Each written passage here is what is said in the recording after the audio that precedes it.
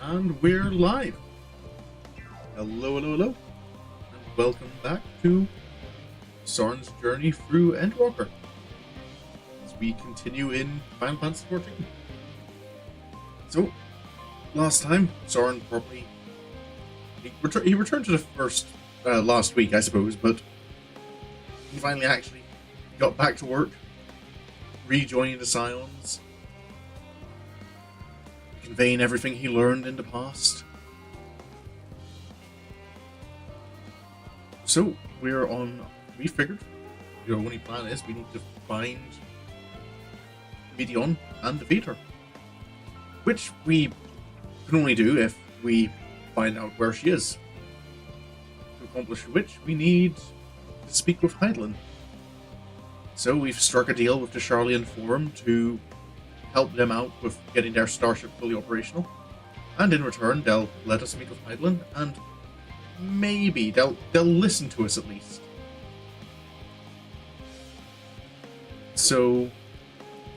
yeah, they'll listen to us on suggesting a alternative to just running away.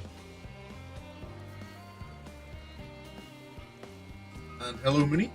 Yeah, I was about to ask if kind of is Twitch. Have you given up on watching me on YouTube now? Yeah, that's. I like Twitch better for the potential it has for more interaction with viewers. It does feel like there's more options there, especially if I do ever get to the stage where I can get Twitch affiliate and get like custom redeems and some more integrations. Because I'd love to do, if I could get to the stage where I remember doing, I think it was on my birthday last year, I did that stream together with Sapphire playing Deep Rock, where Nam and Meta were allowed to. They can tell you how much fun they had putting me and Sapphire through the pain of just throwing bugs at us.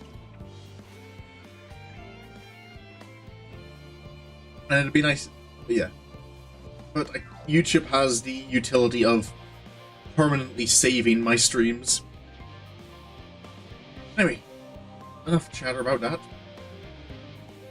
Let's get back to it. Move the chat message out of the way. I'm just gonna double check I am on English.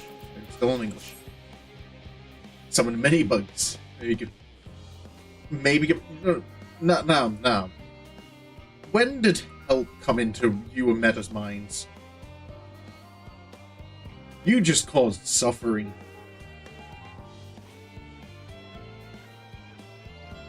The last thing that just happened is Burionji was reunited with Moonbreeder's parents. We got that heartwarming scene to finish last stream. How is he doing? Thou hast my gratitude for lending courage to the Lockmans. Not disposed to rest on their laurels, several of our guests have elected to accompany my countrymen to their stations. Some few may still come hither seeking counsel, and so shall I remain to aid them as need be.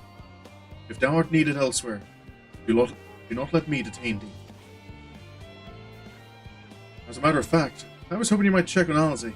Last I saw, she was struggling to carry an enormous pile of boxes out the west gate. I could go myself, but we both know whose help she's less like to scorn. Not to mention that, much to my misfortune, I can think of several other things I ought to be doing. Until later. Right. Well, you heard Fankert. I'll be off. Feels like things here are in good hands. Felt bad a few times, just a little. You felt bad, I'm sure.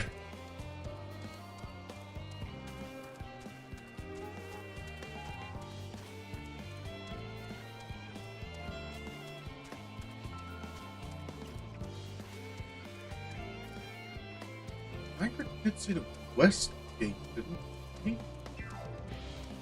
And Alize should be somewhere around.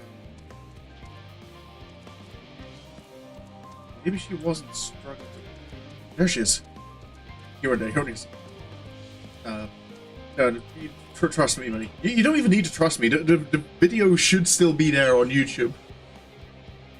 I think both on mine and on Sapphire's, she has her perspective of it. And, yeah. You can see the pain they put us through. Alize? Fankert said you might... I was wondering if you wanted a hand.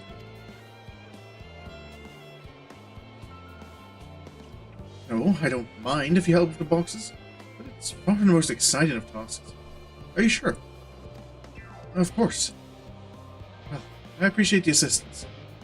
We need to get these to Aporia. Time is short, of course, but they're full of organic specimens and samples, so try not to be too rough with them. Alphino should be waiting for us when we arrive. I'll see you there.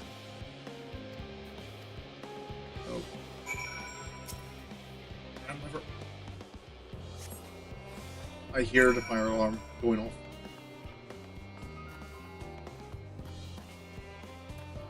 Which is invariably my grandmother forgetting to open a window before she cooks.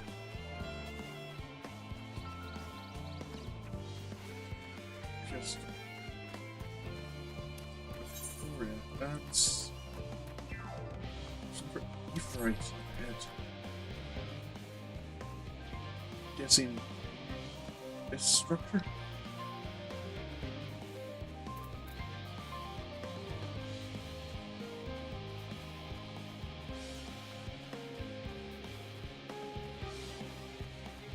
That looks like Alphino.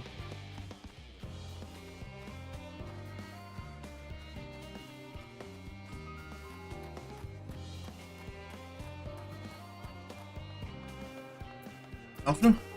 I've got a crate for you. Oh, you're helping for crates. Wonderful. You can put that there with the others.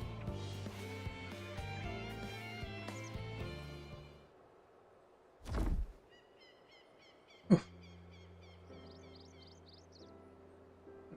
You have my gratitude. But how did you come to be involved in this? Well, I finished up what help I could be back at the hamlet. And I suppose I have Thancred to thank as well.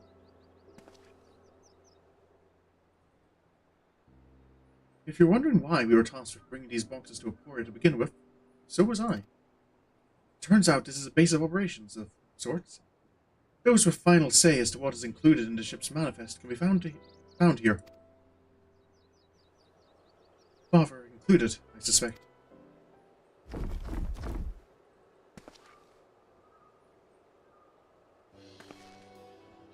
That should be everything. You carried all that at once. Are you trying to injure yourself? Oh, hush. Why didn't I look? Not everyone has your delicate arms. I suppose we should let someone know that we finished. Theopolden is in the courtyard. We can report to him. Why don't you come along? You should get credit for your assistance at least. Considering where we are, we might even learn something interesting. I suppose. No harm in investigating.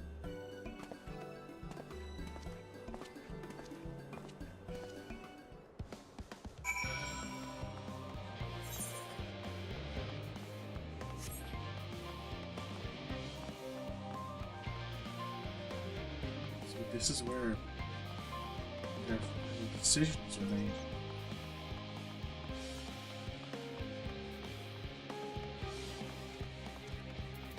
A register with Chocokeep.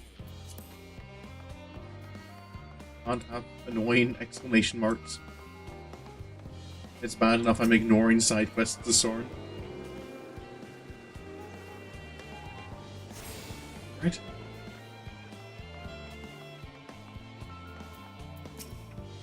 Hello, sir. God, it never ends, does it? What can I do for you? Brought shambles. Shambles? We brought samples from Sharlayan Hamlet. Series 110? The crates are by the entrance. Ah, thank you. I'd expected one of my colleagues, but we are dreadfully short-handed. Just a moment. You are Fortuno's children, are you not? Alphino and Alize, at your service. You're well acquainted with Father, I take it. Quite. I've been friends of your parents since our days at the studium. I remember you when you were yay high, waddling hither and thither. Clearly, it's been quite some time since we've met. It's good to see you again. Wielding your father's nolifs, no less. You knew our parents when they were young. What were they like? Pray, spare no detail. I should like nothing more than regale you. Alas, I am meant to be in charge here, and reams of paperwork want for submission. We can help with that. In exchange for the sort of stories our parents would never willingly divulge, of course. Very well then. There happen to be 3 sets of documents in need of delivery, so how about you each take one?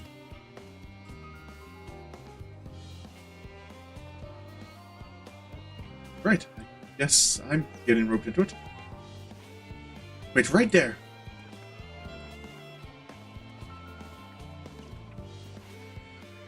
Thank you. I'll get this delivered straight away. You will find a forum representative waiting to collect these near the southernmost structure. I hope I haven't kept her waiting too long. Never mind Alpha No Analysis. I'm certain they will be back soon enough. Southernmost. Normal raid, popping in less than a minute. Fair enough. Yeah.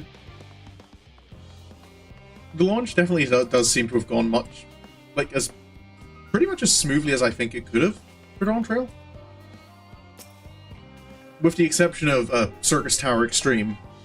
that seems to be one major issue. Are you not one of the Scions of the Seventh Dawn? I thought you were meant to be working on the ether burner.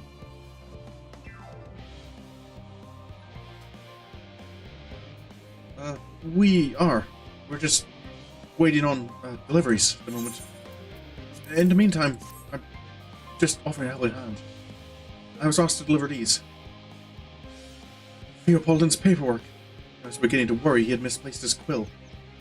I appreciate your help in seeing these documents to my hands at last. As for your other task, we keep this between us. I sincerely hope you Scions succeed. The Exodus is, without a doubt, the most monumental undertaking in the history of the Forum, and so we must be circumspect in all respects. Risk is a privilege we cannot afford ourselves. At its heart, however, Sharlayan has ever been a nation of the curious. It would be a tragedy indeed if we were the ones to stymie your pursuit of truth.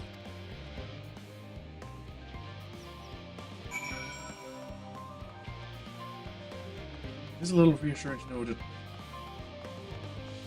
still are people on the forum who don't know if they're on our side, but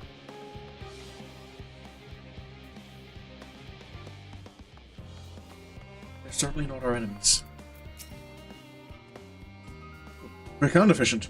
I dare say you have a talent for this work. The twins' papers only needed to be delivered to elsewhere in the facility, so they should be returning any moment.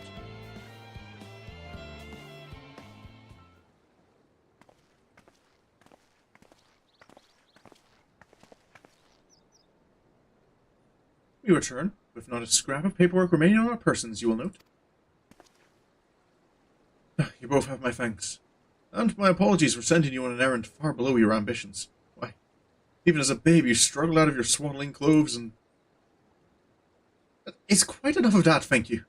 It was compromising stories of our parents that we'd asked to hear, to reiterate.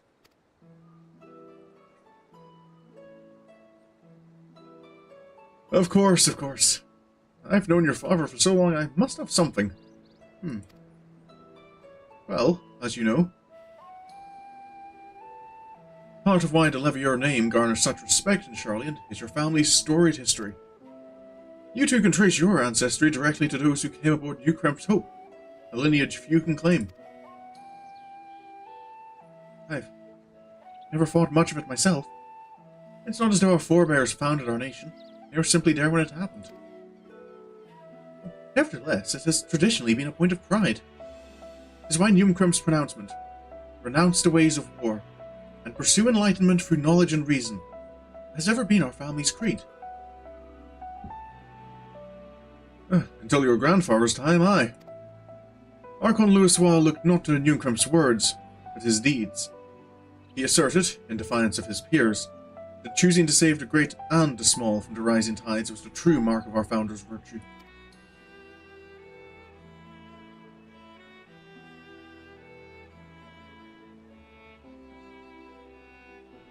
Perhaps it was his expertise, his knowledge of ancient prophecy and the fall of civilizations, that led him to conclude that to eschew conflict at every turn was to consign mankind to his doom.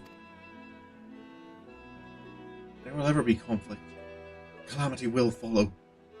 Thus, to ignore the plight of those one might conceivably save is not wisdom, it is indolence. You remember his words well. Indeed, Archon Louisois lived by that personal creed, and used every means at his disposal to bring succor to those in need, Sharlayan or no.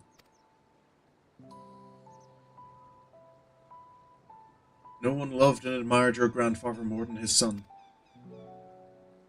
Yet, Fortuneau could not reconcile Louisoix's deeds with the philosophy of their forebears and his peers. A philosophy in which he believed so fervently, yet made a pariah of his father. Fortuneau agonized over this contradiction for much of his life. God's father. A son may carry his father's blood, but his choices are his own to bear. Is it not always thus? Gods know Fortuneau's a cranky old goat, so I'm sure you butt heads often enough. Yet, even so, you must know that you're constantly in his thoughts, every moment of every day. And that is not an exaggeration in the slightest. You should have seen him when you were born. Barely recognizable he was. The kind of dumbfounded grin I'd not seen since he first took a fancy to your mother. He was practically skipping when he told me the news. Take my word for it. He loves you to an embarrassing degree.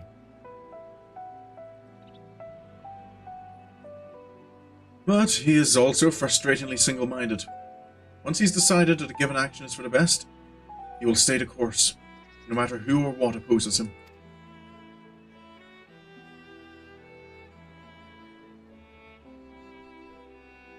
A profoundly annoying habit when you're on the other end of it, as I'm sure you will agree.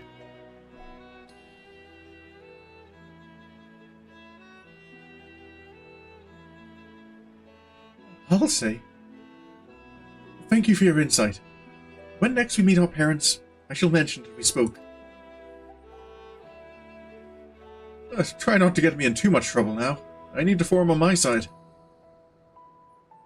Speaking of which, I ought to be getting back to work. I have to make sure those specimens you brought back make it to their proper places, or the cranky old goat will have my hide. We can speak again later. Thank you.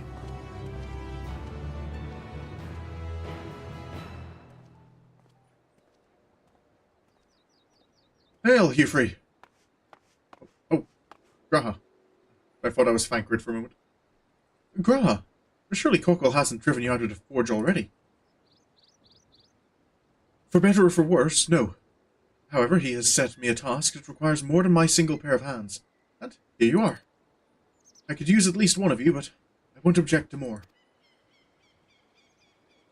Unfortunately, Halazay and I have prior commitments, and we have delayed too long as it is. What about you, Sorin? Can you spare the time?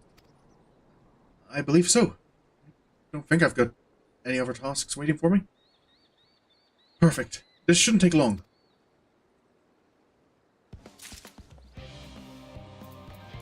What's happened?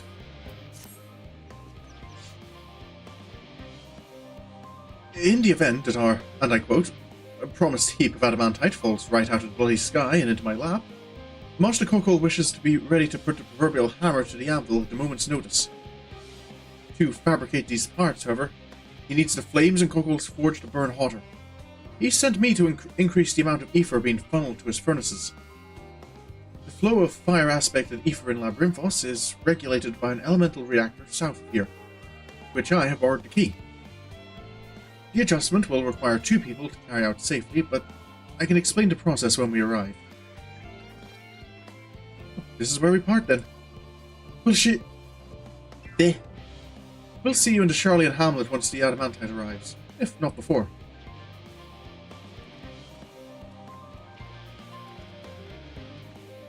This way then. Leave it to me.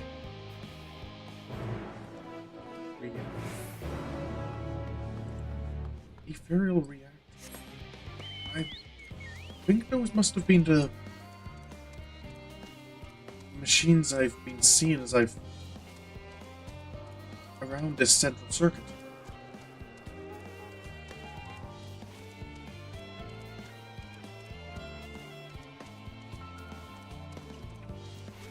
Like that one there.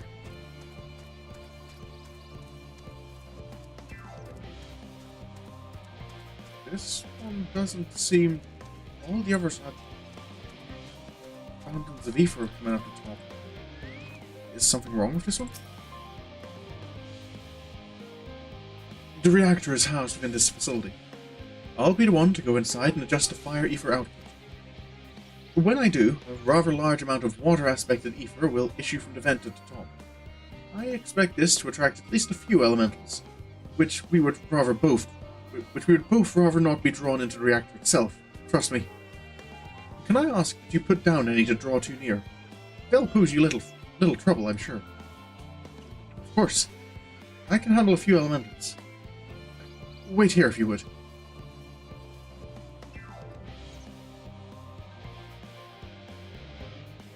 All right.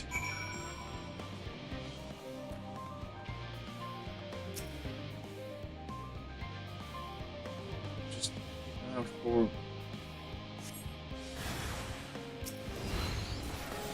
That one looks like it's getting a little too close.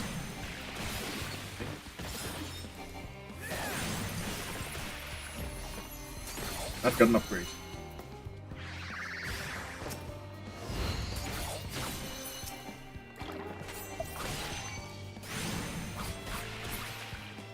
Any more? Doesn't look like this is ending too quickly.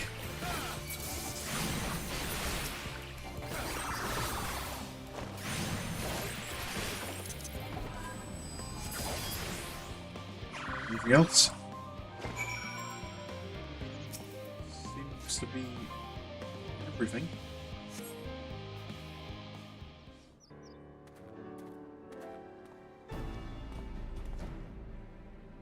Grah? Did everything go smoothly out here? Seems like it. I thought as much. No major complications to speak of inside either. And the water ether appears to be venting properly. I expect Kokol will have seen a difference in his forge flames by the time I return.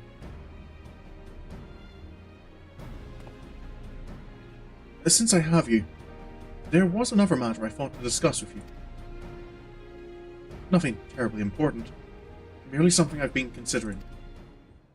Part of this I shared with everyone, yet you, and only you, have been to Elpis. What do you want to know?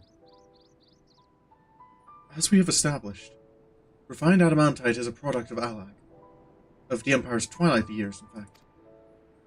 It was a material which saw much use as part of the Allagan's efforts to extend beyond the bounds of this world. The Dalamud, of course, being the most prominent. Of those who would push further, expand Allag's empire to encompass the heavens and the stars above, perhaps the greatest was its infamous technologist, Amon. And Daniel.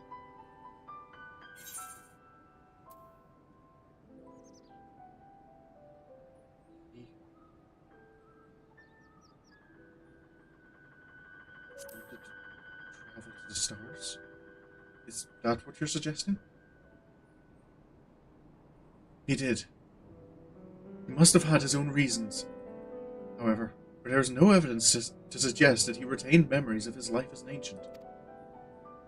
He only joined the Ascians once the Empire was all but dust, as you know. If not his memory, though, what drove him to pursue the idea with such fervor?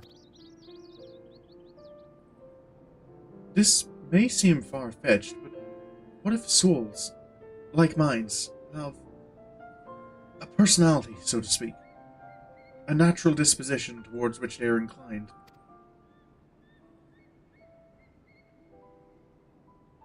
We know with relative certainty that it was the gross decadence and inexorable decline of Allag that moved Amon to resurrect Emperor Zandi. The Empire's people spoke lightly of death and destruction, experimenting on those they deemed beneath them to fill the emptiness in their hearts. In facilitating Zandi's return, Amon provided these languid souls with the means to free themselves from the mire of their own indolence. Or would have. Had not Zandi been convinced by his own death, life itself was meaningless. Amon's desire for his countrymen to conquer the heavens could only be a means to the same end, to instill the people with new purpose. Like Hermes before him, Amon was appalled by how those around him lived, but could never bring himself to believe that those lives were devoid of meaning. And both of them sought that meaning, that hope, in the distant stars. Such is my theory, anyway. Ultimately, it is the consequences of their actions which matter. Their motives are of no moment. And yet, to reach those stars on wings of adamantite, to travel to the ends of creation and beyond, the promise of hope everlasting, that much I do understand. But enough musing for now. Why don't we see how Cockle is getting on? Right. Probably should be getting back.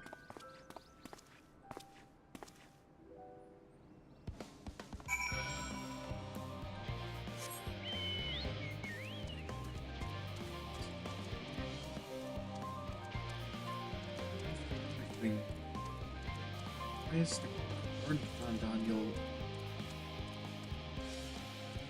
Is he finally given up? Finding meaning?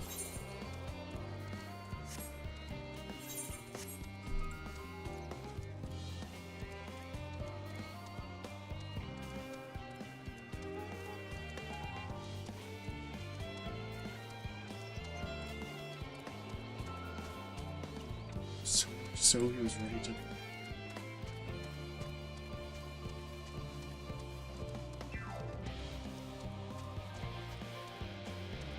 He died just to bring everyone down with him.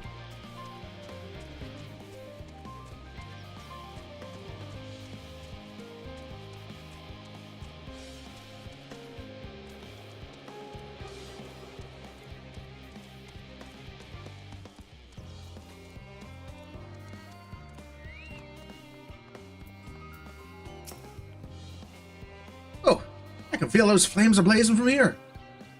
Glad you found someone capable, Gra. There's not much left for you lot to do. Unless you can conjure up that refined adamantite any faster. Unfortunately, I don't think that's quite in our power.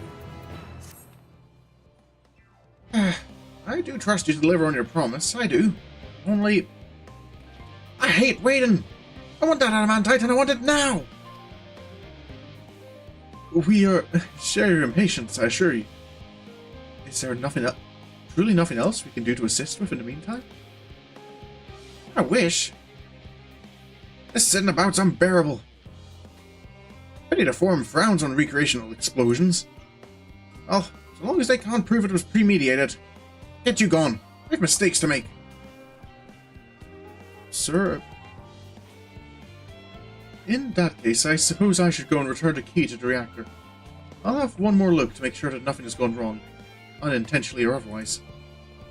I'm certain there are better uses for your time, however. I will join you in the Sharlayan hamlet anon. Right. Guess I'll return then.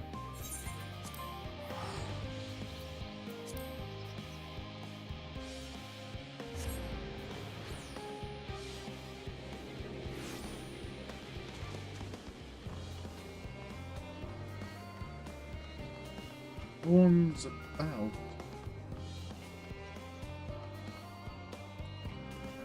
Guess I just wait for someone. I'm sure someone will be going through the plaza at some point. Nothing else. Graha said he'd be here soon.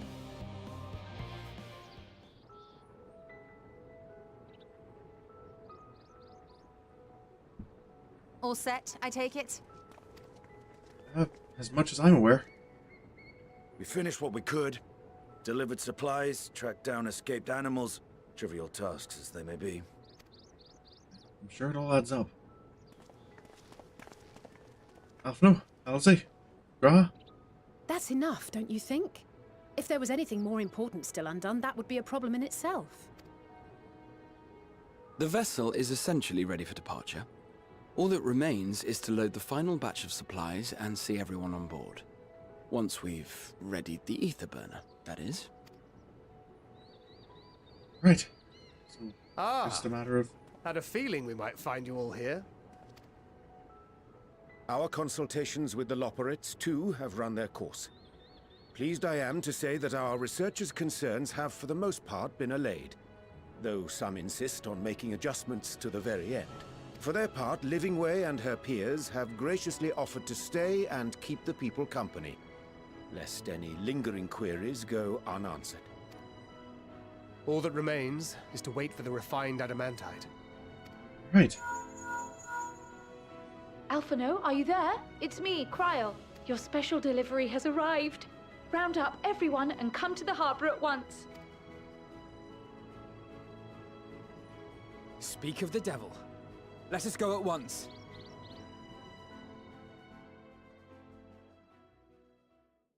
Right. It's here.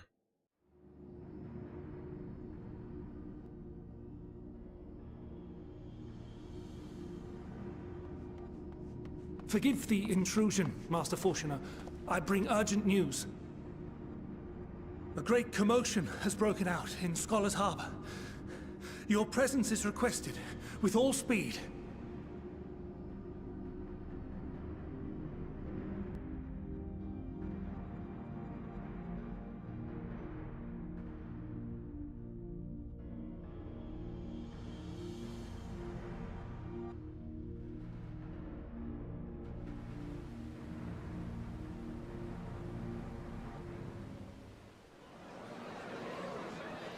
Now, where might this delivery be?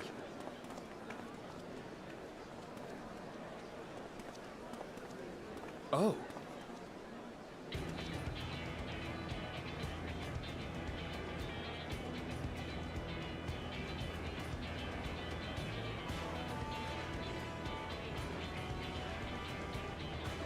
And sorry, I had to mute myself for a moment to I'm sure it's very important. get my but drink we cannot out. accept these without the proper permits. By the 12! Surely, these can't all be. That's a lot more than I was expecting. It's the red bills. Bleeding hellfire! They're bringing them by sea and by air. All these folks in these crates.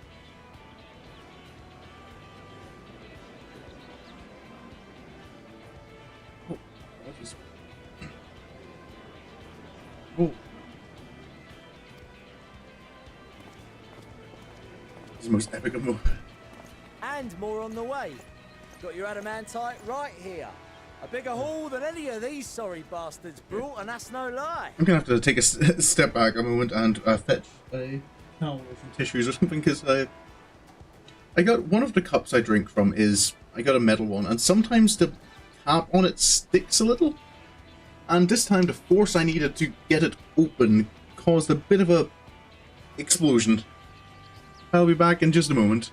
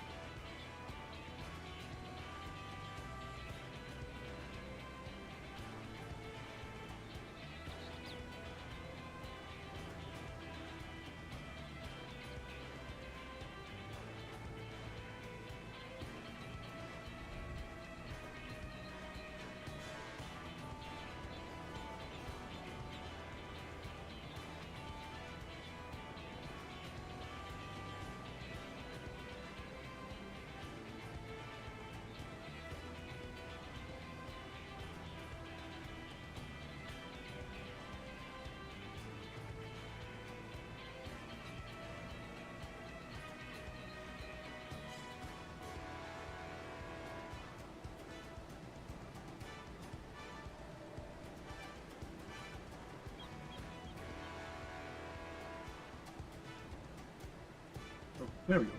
That's a bit better.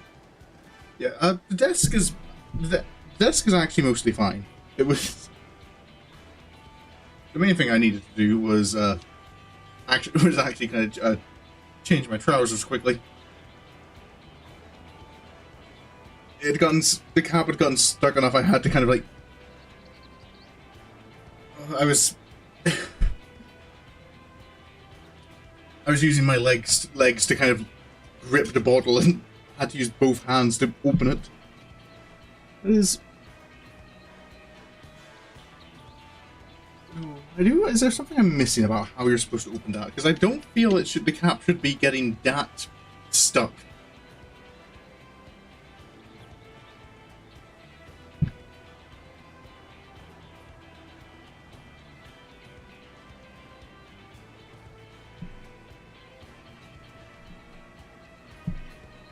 Anyway, back to the game. Yes, because you were charged with seeing the shipments from Gridania and Uldar here, along with your own. Give credit where credit is due.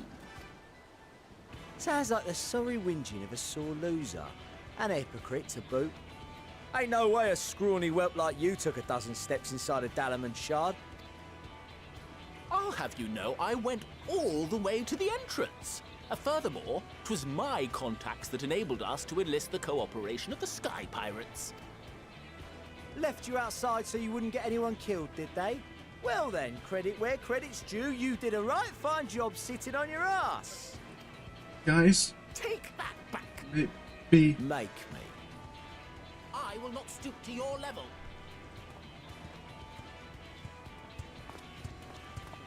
My, what a grand welcome party. Hancock and Sorin. Hancock and Sorin.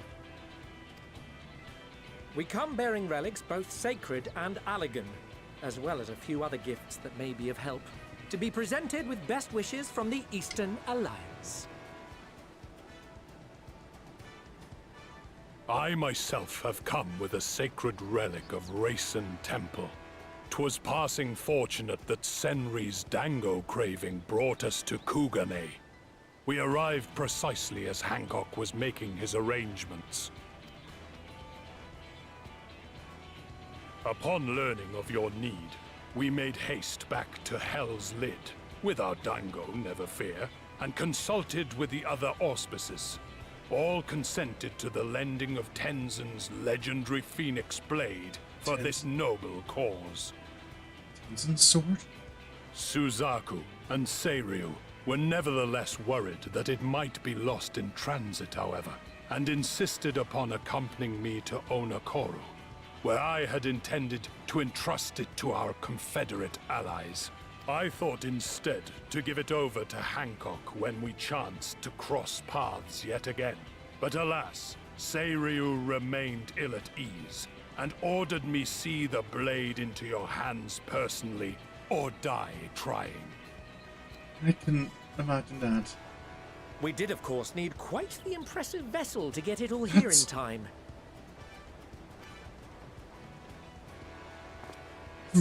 Fortunately, our majestic associates have been more than helpful. 'Tis an honor to join the Warrior of Light on another adventure, they tell me.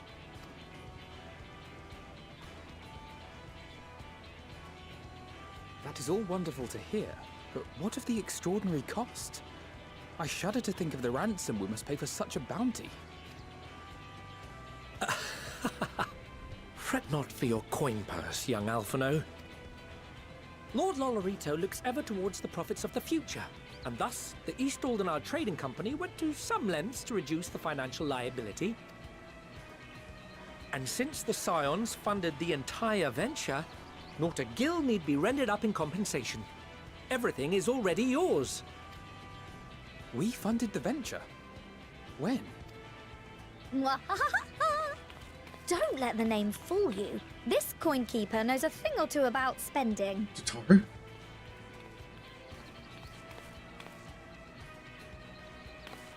When it comes to capital investiture, a sprinkling of gil here and there will not do. You need enough savings to make waves when it really counts, which is why frugality is paramount. We also had the benefit of a generous patron. Generous being rather an understatement. She has supported us from the shadows since the very founding of the Scions. We even had coffers to fill. You don't be... Mother! Amelians. I remain, of course, an entirely neutral party. I simply thought our family's coffers were needlessly full. We can hardly take them with us on your teeny-tiny toy boat, now can we? And 'twould be a shame to leave all that hard-earned wealth unspent. Waste not. Immediately sending it up. Yeah.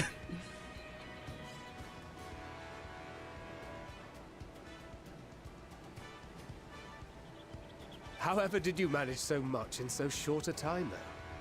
We expected word to reach only a fraction of our allies. Did I not tell you I have my ways? Well. Erenville, you were involved too. I received a letter from Cryo after we parted ways in Labyrinthos. She explained what the Scions were trying to accomplish, and why you might soon require the services of the Gleaners, spread across the world as we are. Is it just me, or does Erenville sound a little different than he does in Dawn Trail? I pray you do not interpret this as a betrayal of Sharlayan. I accept that the Forum's aim in pushing us to our limits was to preserve what knowledge we have, and I bear you no ill will for it.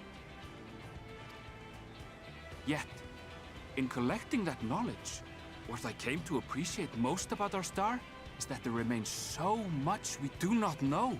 That is why I chose to help the Scions, to combat the obliteration of those countless undiscovered wonders. I held no illusions that they would be less demanding taskmasters. Though, rest assured, if I had, I would have been sorely disappointed. Yeah, I'm not saying it's different enough that I'm thinking it's a different voice actor, but yeah, it does sound like he's... The voice does sound different to me.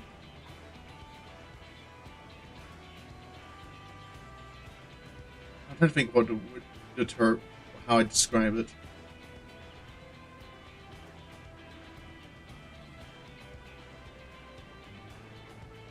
Right.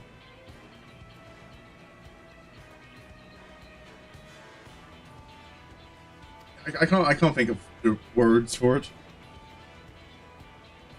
I need to put them side by side. The whole of the guild ship cooperated to ensure your call was heard far and wide.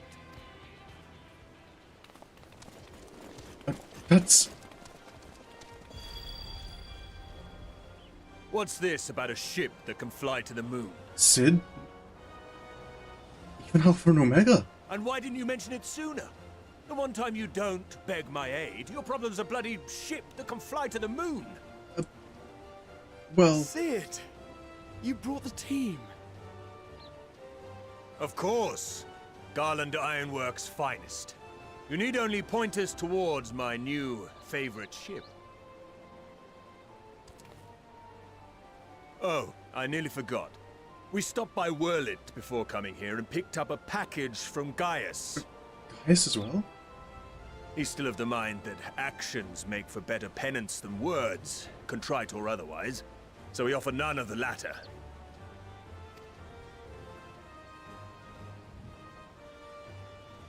What he sent is an Allagan relic Valen's used in his weapons experiments. Has a fair bit of refined adamantite in it too. That's... As you like us not suspect, we've also brought adamantite from Mordona's Dalamud shard. I admit to some consternation upon first receiving Kryl's message. So few Scions remain at the Rising Stones now. Far too few for such an expedition. However, the Gleaners were able to secure us reinforcements. Idleshire's treasure hunters, not least among them. Oh no. How the gobbyflop fought. Slowfix's gratitude for the safe return of his daughter has not waned, and he gathered his kin to our side with an astounding quickness. The clash between their machina and the Allagan defences was a sight to behold. I wager even you would have been impressed by the magnitude of the gobby booms. Fascinating as all this is, I fail to see how it explains your presence here. Does Razat not have more pressing concerns?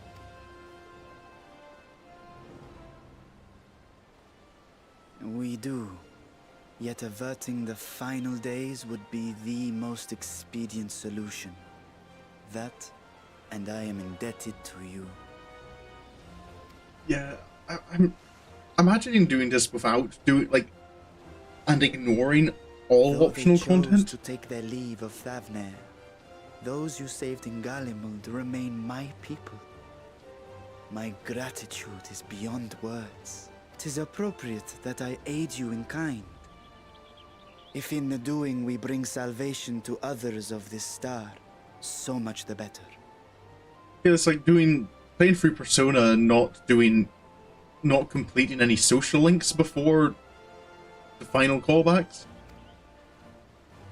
You will recall that I spoke of my father, Midgard Summer, and his journey across the great expanse. As he traveled betwixt the stars, his resplendent scales drank of the ether in those nigh empty surrounds, and imparted to him the strength to persevere. Oh yeah, you ignored the Stormblood Alliance raids, didn't you? Thinking they might further your cause, I called out to my kin for consent. Hydaelyn's answer was silence, as ever. Was Hydaelyn's answer? Was this mentioned before? Maybe I just didn't. This line maybe just went over my head the first time, because before doing the post Endwalker stuff, I didn't know who Hydaelyn was.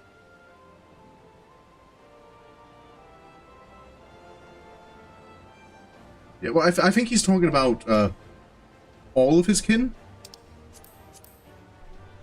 This is just him kind of like maybe he had a hope that maybe Hydaelyn was somewhere out there.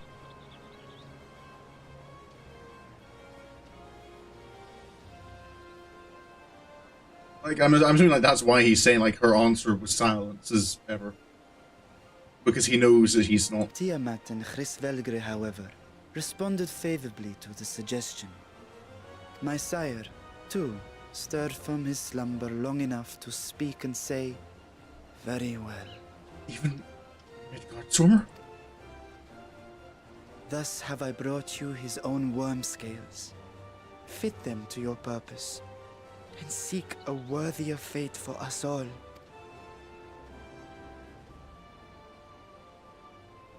You'd be hard-pressed to find someone else so familiar with the unique properties of dragon scales.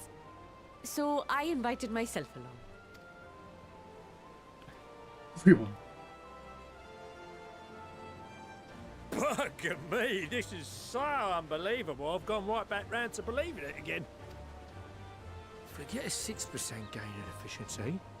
With all these goodies, we could get 7, no, 10, no, 14 bleeding percent. Think of how far we could go. What we could do with that much power. What we could blow up. Can I assume Seri enjoyed that? If Kokol is duly convinced, then it must be true. In which case, the Scions' end of the bargain has been fulfilled. Would you not agree?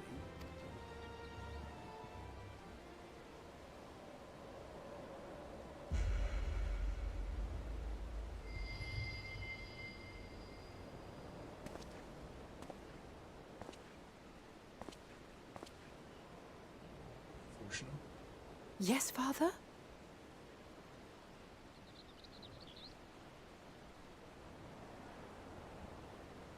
I know not what you seek of Hydaelyn, nor for what purpose you would take command of our ship. Yet this much is certain. To do so will be to dictate the fate of this star and the lives upon it. The lives of each and every creature, in their magnitude and their fragility. Do you understand? And are you prepared? We have seen and we have felt how much each life shapes this world. And so we are determined to abandon none. We understand what is at stake, and we are prepared to bear this burden.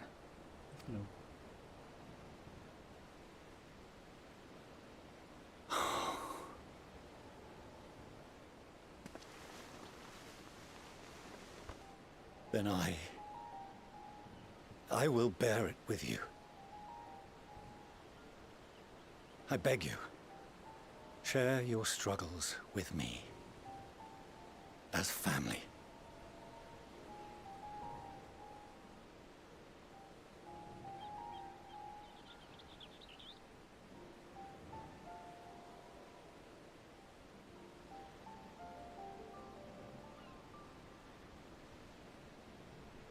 You grasped my fingers with such tiny hands the day you were born.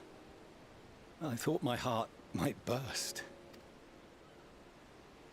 'Twas love and happiness beyond expression. Overwhelming, and a conviction so powerful that I trembled with something close to rage. I had heard the final days foretold. I swore to myself then and there that I would not let them steal your futures.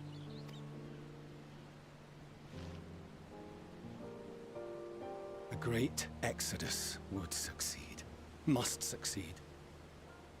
No sacrifice or sin was worse than the alternative. If anything gave me pause, 'twas mine own father. The Archon Louisoix openly decried Sharlayan's policies. A perspective which I regarded with increasing disdain as I grew older. Yet even as part of me thought him a fool. Perhaps I also hoped that he, of all people, would devise a brilliant means to save my children. A naive hope, but stubborn enough that I could never bring myself to keep you apart.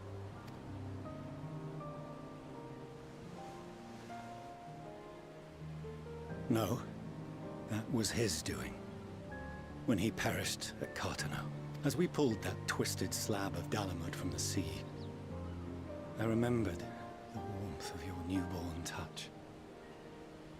Chastened, I vowed never again to suffer any interference in my mission to protect you. No matter that you yourselves wished otherwise. Detest me, fight me tooth and nail, I would suffer it, and more. And be satisfied so long as I could force you onto the ship.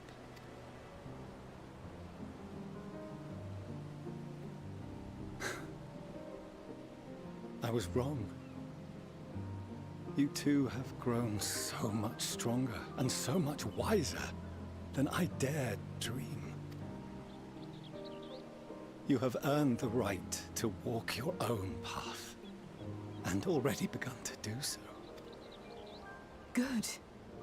Because there are things we care about, and people we love, and none of them is replaceable. Not a one. It cannot have been an easy journey for you to have come so far. We shall be glad to acquaint you with the finer details someday, once this danger has passed. All that we have seen and heard, that we have felt and learned in our travels.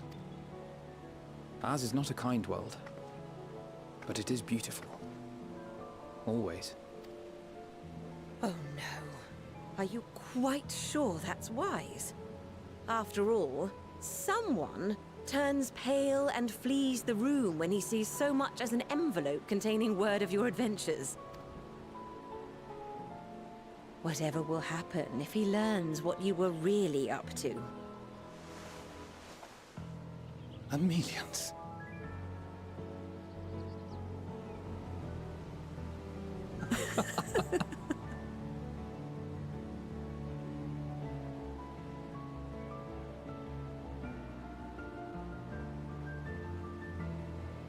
though I have wronged my children most gravely, I owe you an apology as well. I assume that it was the Scions' influence that made them so keen to charge headlong into danger. Yours, in particular. I see now that said influence instead brought them together with the many fine people gathered here today. In which case, I hope you continue to guide them. Do my best. If we've finished loitering about the harbor, might I suggest we put our plans into motion? People are beginning to look confused. Right. Perhaps you can spare a few words ere they resume the tedious lugging of cargo. You have no small number of friends and admirers here, after all. Right. Not sure if any of that's because of what I say.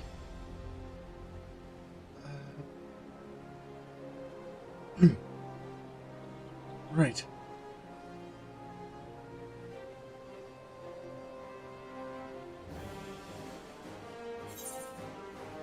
Oh, Maker's ruined.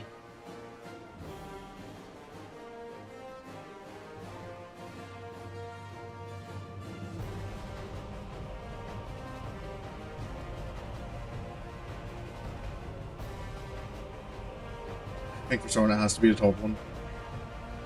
Everyone, please. Lend us your strength. One more time.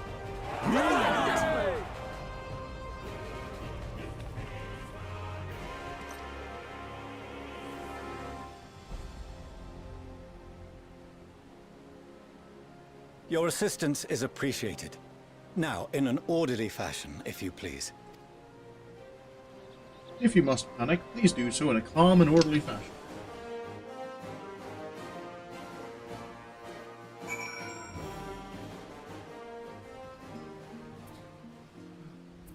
That seems to be most of it cleared up. How's everyone doing?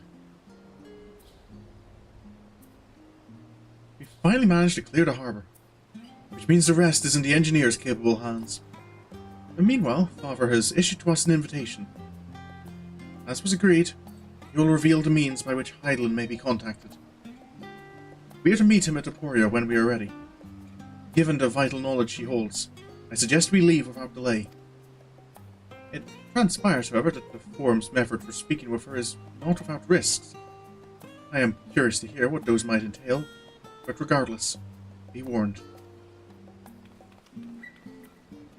Most of those who arrived with the Adamantite have offered to stay, see to any remaining tasks that need doing. The Forum has already asked for my assistance in overseeing the process, so you needn't worry about a thing. Thank you, Tatar. We're off to Aporia then. Right. Should have imagined there'd be risks there. Feels like there always are. We've come this far. There's so many people behind us now. We've not come all this way to fail. Master Fortuno? Sorin, and I've already shown the others inside. You'll want to speak with Hydaelyn. She has the key to the lift and can send you down after me. Right. Then further down.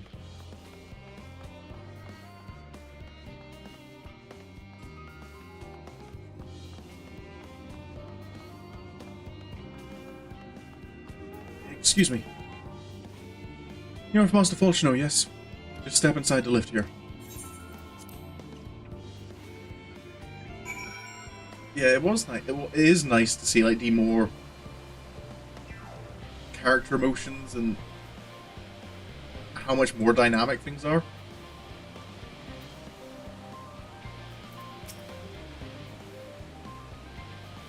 From here, we proceed to the heart of Librimfoss, and its most closely guarded secret, Pomazane.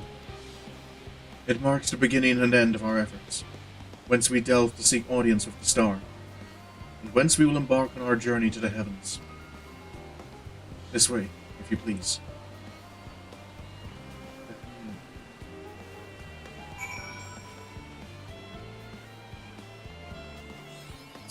definitely set apart from the rest of the labyrinths.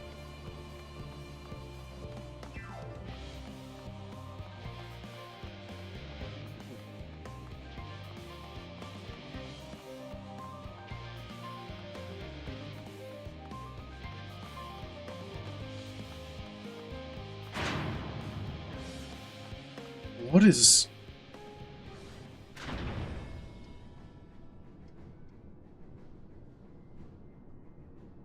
Is that... the Ark?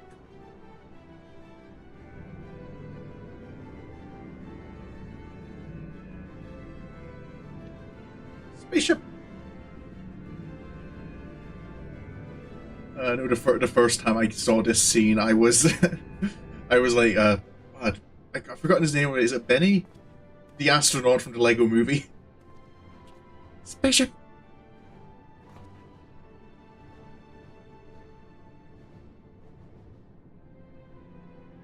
I bid you welcome to Formazane.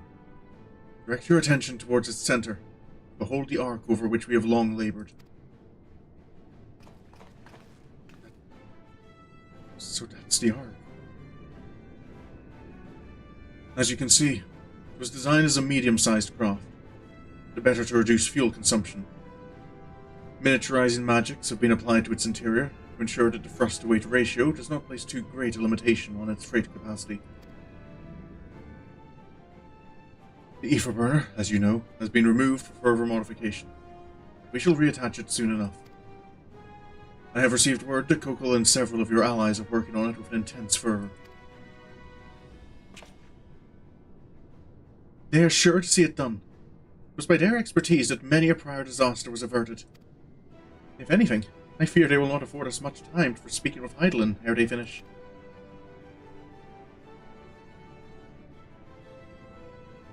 Point taken.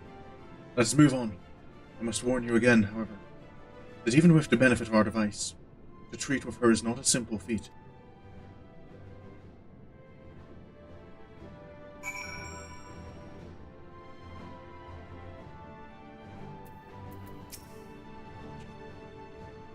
I have done what I can to impress upon you the gravity of what lies ahead. Are you prepared? Prepared as I can ever be. We make for the lift at the center of this chamber. Come. Right.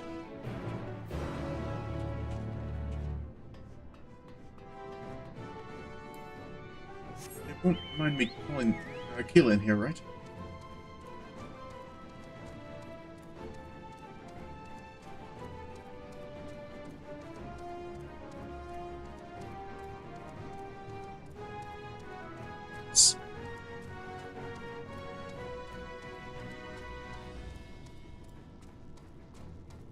Starship.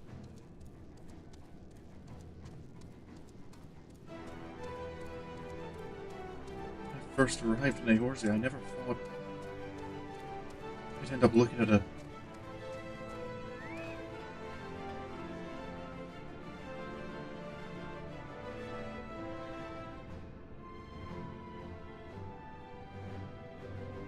certainly different to the ship I started my adventure on.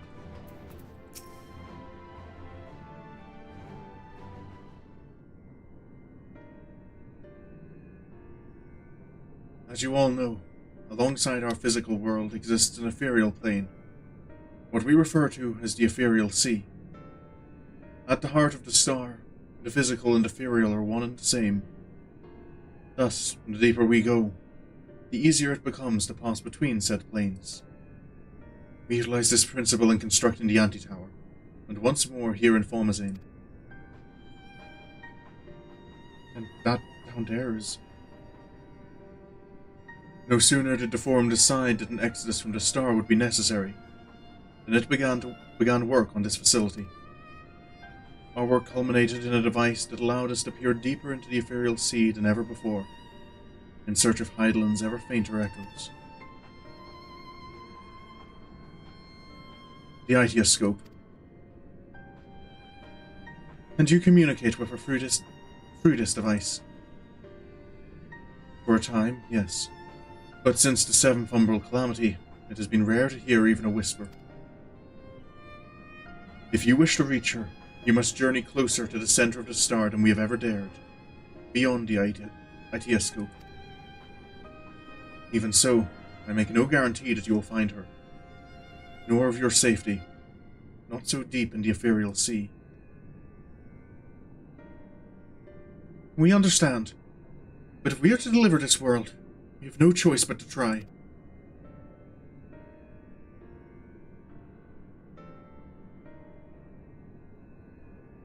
I know.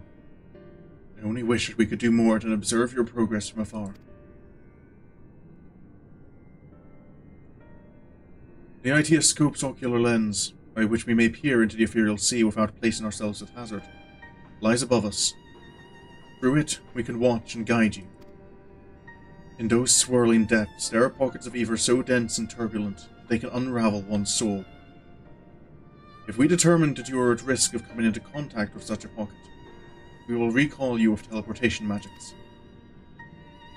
To that end, it would be best if one familiar with the composition of your souls remained here to assist in assessing said risk. Otherwise, there is an increased probability that we will extract you too early, or too late. Well, that would... Please, allow me. I have thought upon this much, and, in truth, I do not believe that I am fit to join you in the trials ahead. The events at the Tower of Babel drained me, yes, but even before that, your capabilities far outstripped my own. This is no time to have a weak link in our vanguard, no matter how much she may wish it were otherwise. If I assist in the manner that Master Fulchno has laid out, however, I may still be of use. Will you trust in me to do so? I can think of none I trust more. Compared to all that effort you put into keeping us alive while our souls are into first, preventing us from dissolving into ether on a single expedition ought to pose no challenge at all. And even if we did, I expect you would hunt us down and restore us to health somehow. You flatter me, but rest assured that I will be keeping a close eye on all of you. I'm sure you will.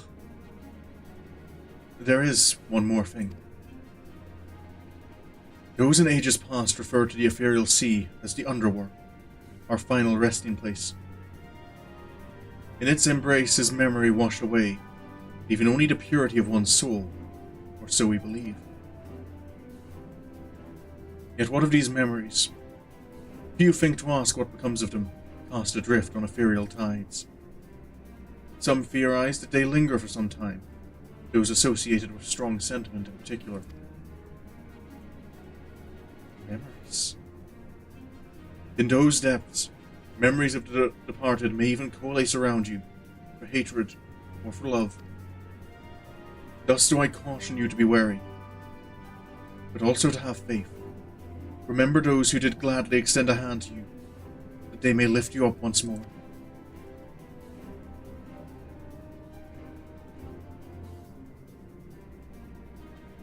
You'll see. Self.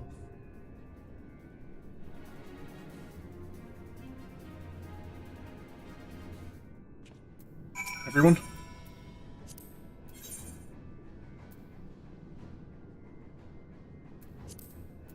I stand ever ready.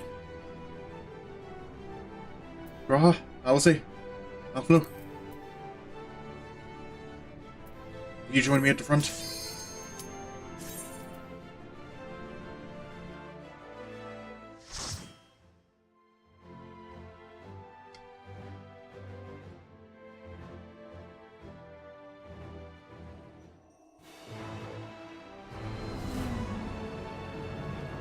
This is...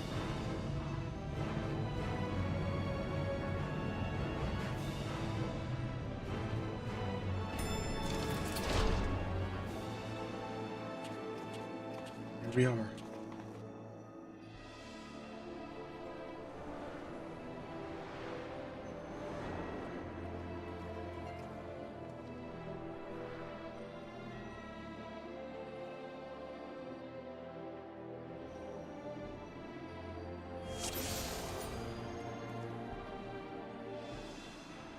Right.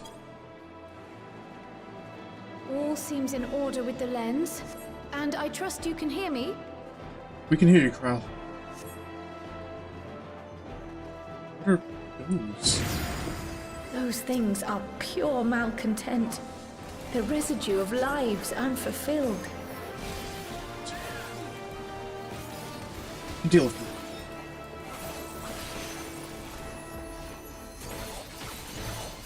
Hold still.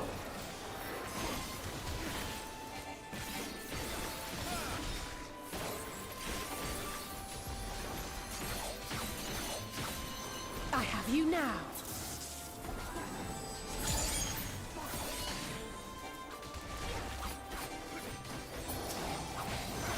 Down.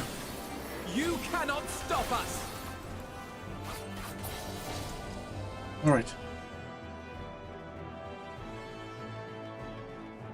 To the next. Looks like we need to head down there.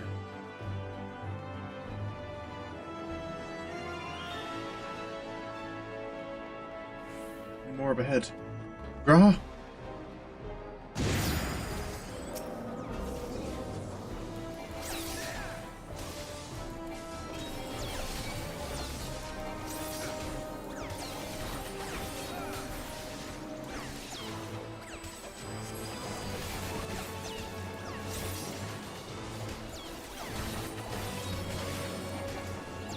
Apparently this isn't a cone anymore, it's not a cone at this level. This?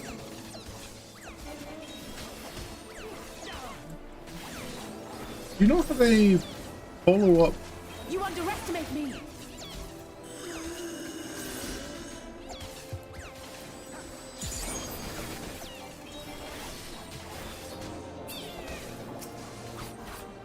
Okay, do you not? So there's no follow-up anymore for the AoE one. Oh, the lack of sleep catching up to you already, money. You need to get a nap in before your stream tonight, then.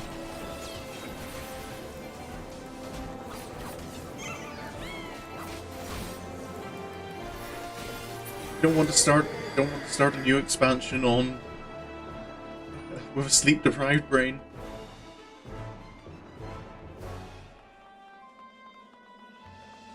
Some more.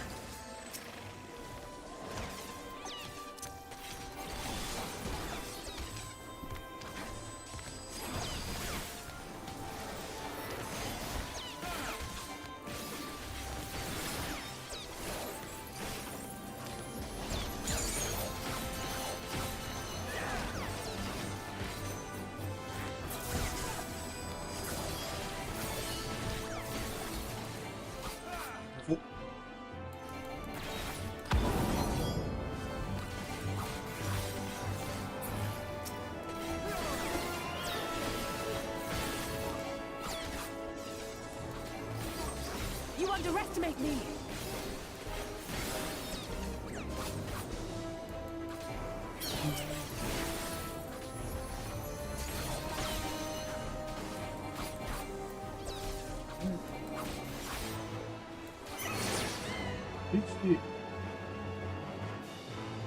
Well, on your fate, some ammo cash ready. How'd you get it, Fred?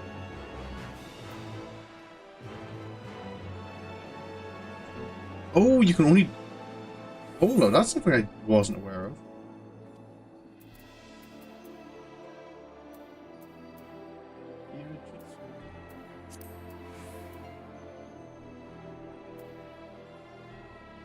Okay, so you can only do it now in response to make your sweet. Oh, okay, that's gonna take a little bit of getting used to.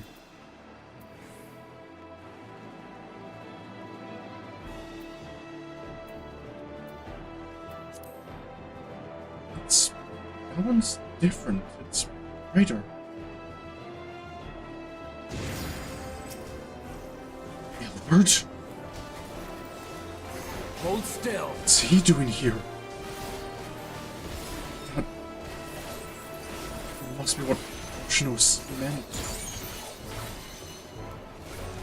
He's feels stronger than before.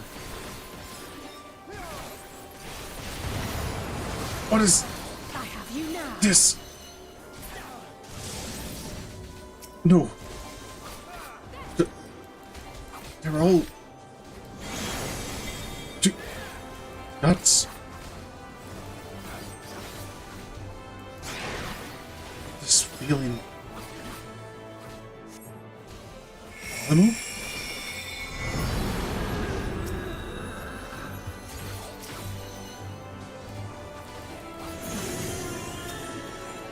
He's...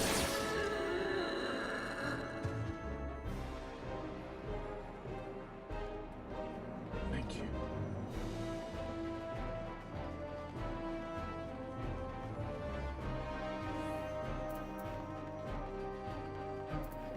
That's gonna take a little bit of getting used to, because I'm kind of used to Tsubame actually being able to be used after every EI jutsu. This is... Olivia?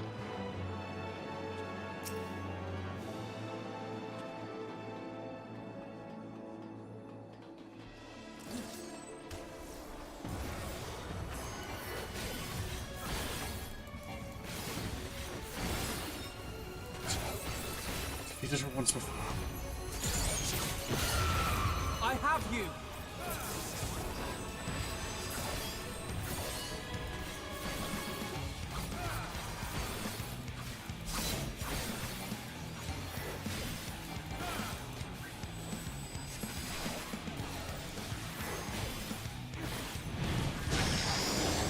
This is...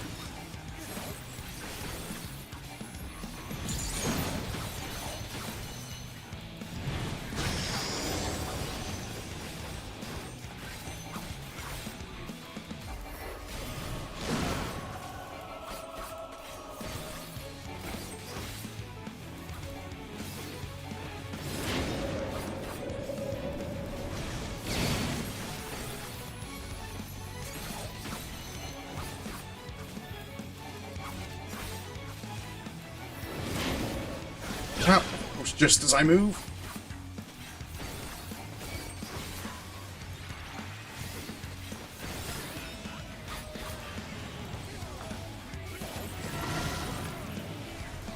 You cannot stop us. You ever?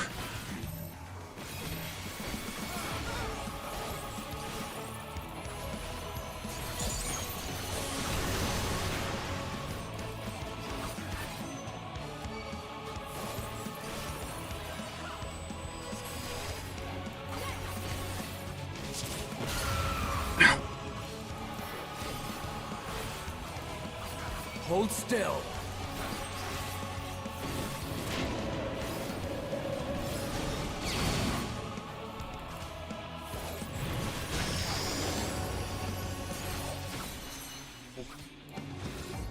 You cannot stop us. Oh, I could have confused myself there for a moment.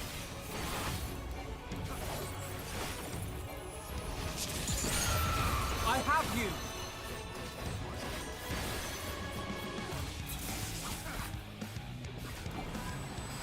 Hold still.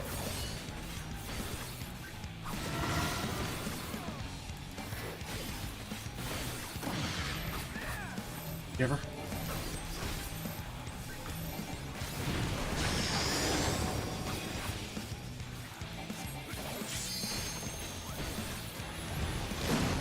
On guard. On guard. We're gonna let it break. Let me. That was it. I have you.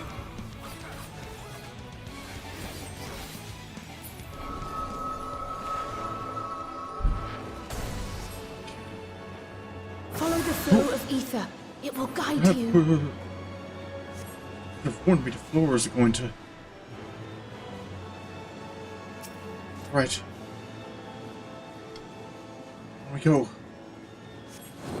The ether is too dense. Ah, I'm losing you.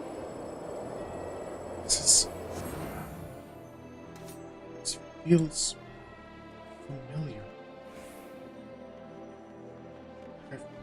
been here before.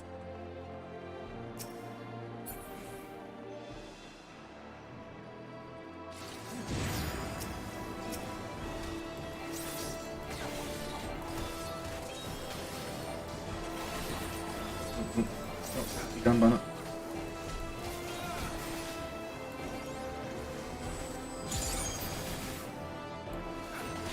That's yours. Yeah, straight line.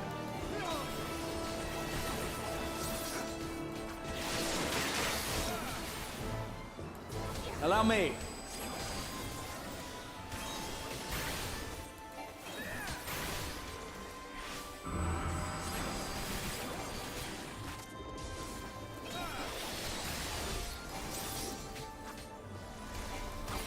Hold still.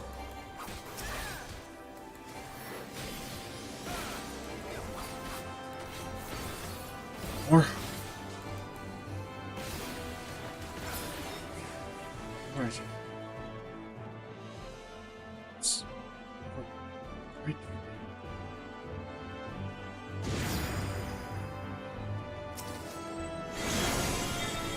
That's breeding things.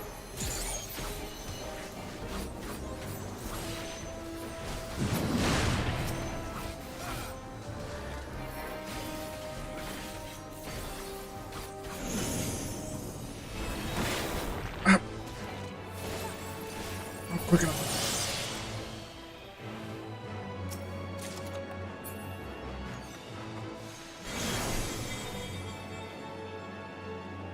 Which fun?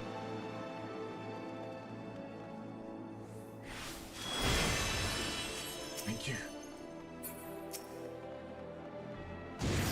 There.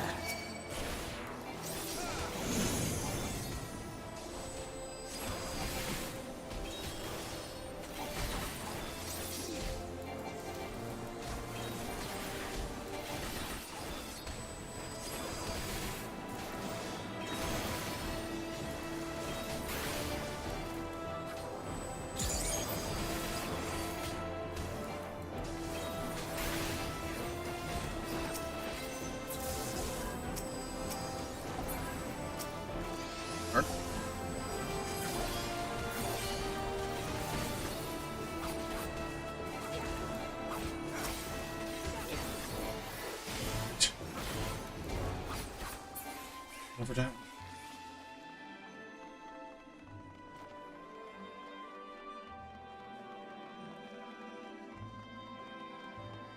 I want.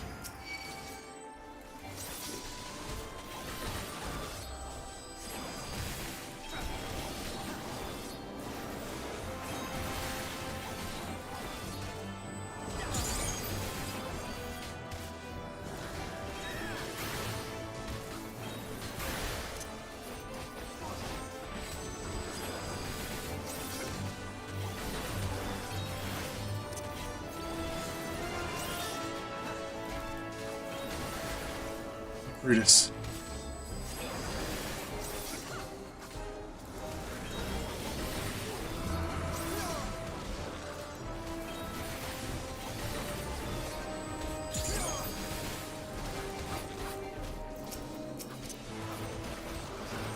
Hold still. Just a little more.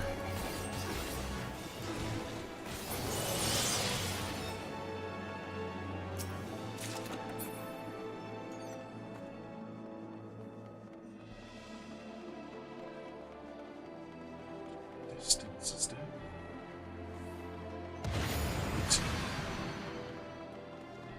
Shit.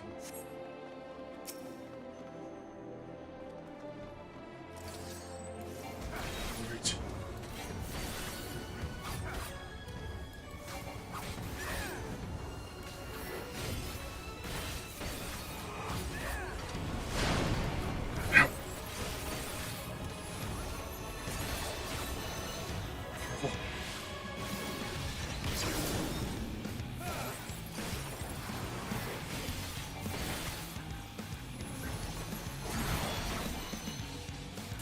I have you now. This is sides.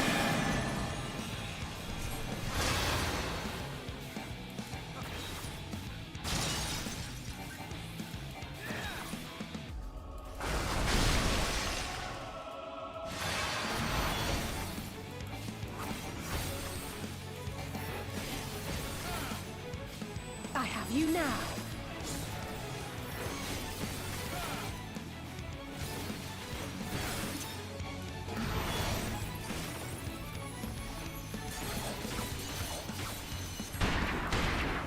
This is...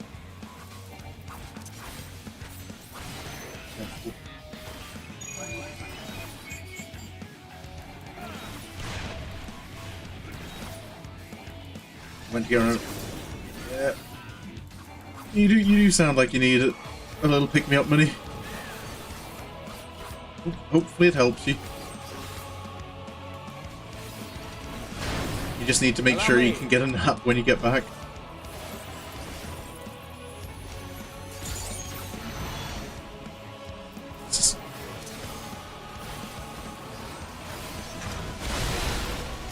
The ADHD brain is not the most convenient of things.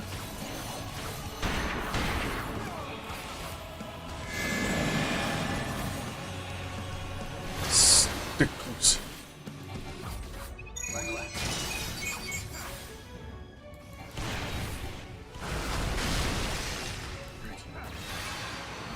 I have you now. Something special for you.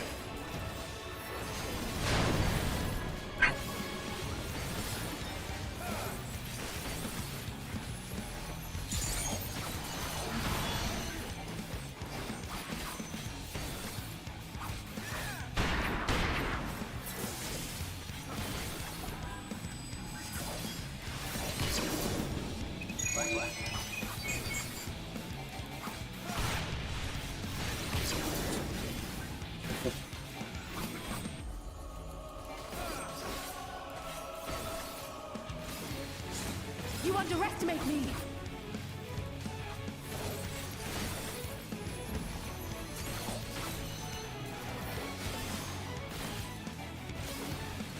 A little more.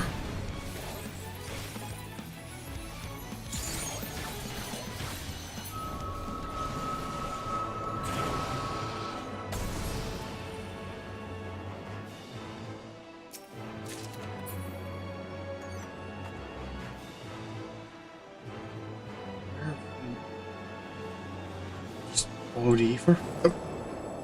I guess we do.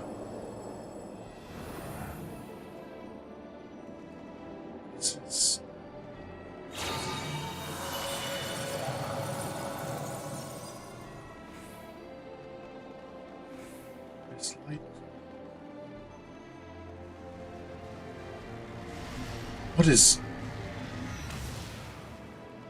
that? What proportional mention? Dense ether?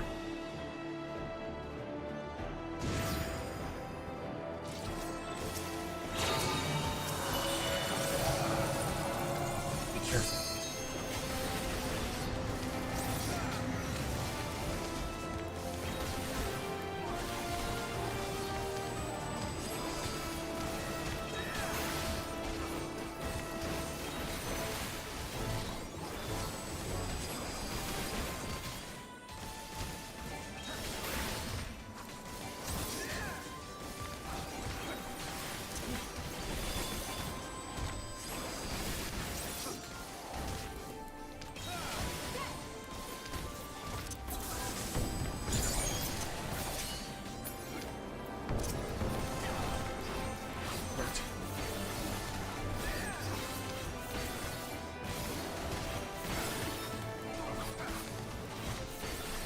More, we're good.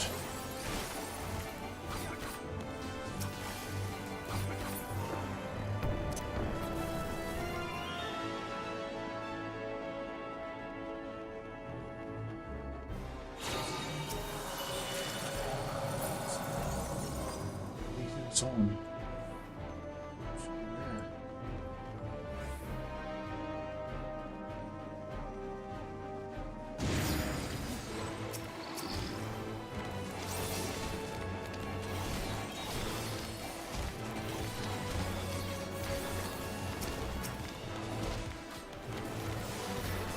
I'm getting to feel I can't be bothered with the AoE attacks. Where's my big damage samurai?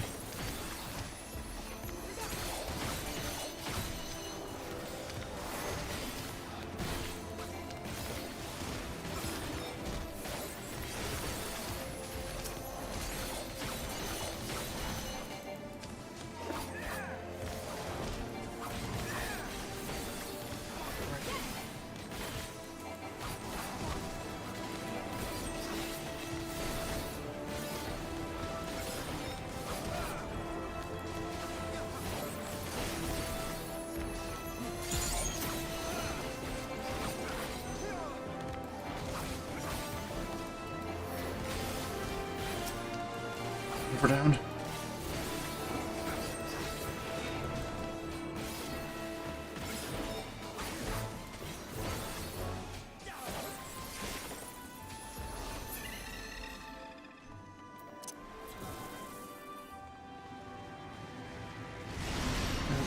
That's beginning to get worrying. Minfilia? That was... I did not want second wind. Thank you.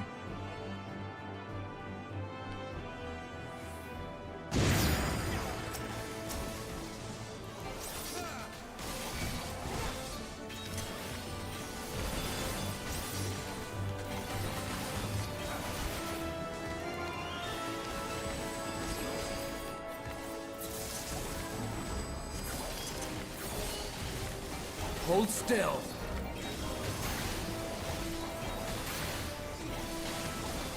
Your pain better be worth it for tonight's. Yeah.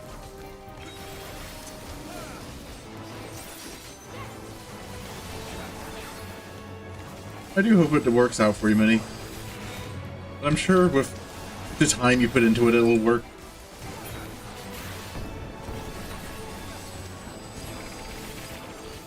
You cannot stop us!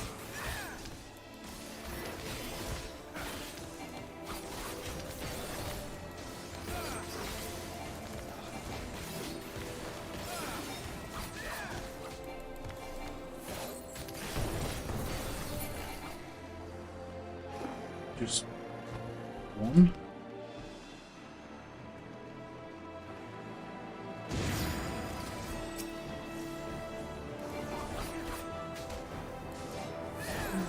Is this supposed to...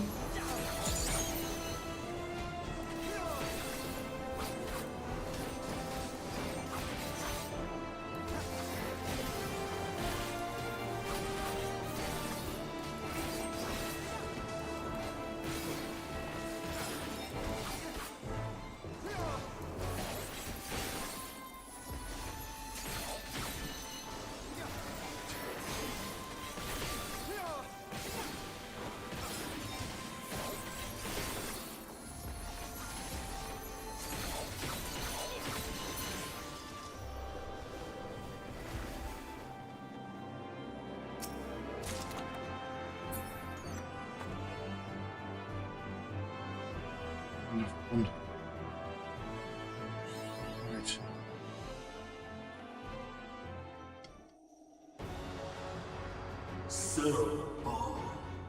So headstrong, stubborn to the last. Voices.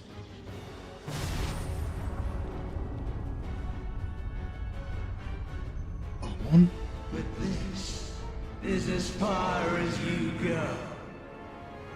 Oblivion beckons! Brave war.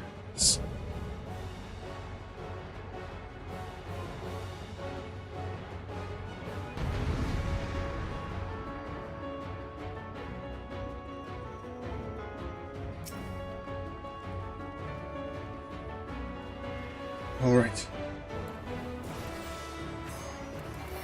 Many faces have I worn, but this is my favorite by far!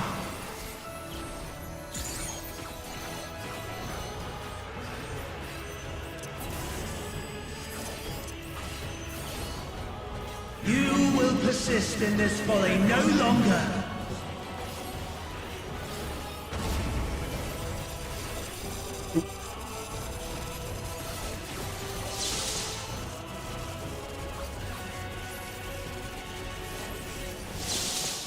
The stage is set. What is... Hold still.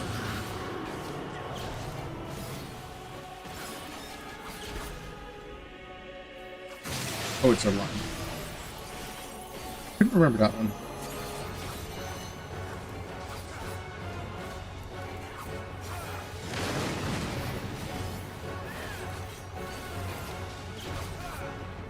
Allow me.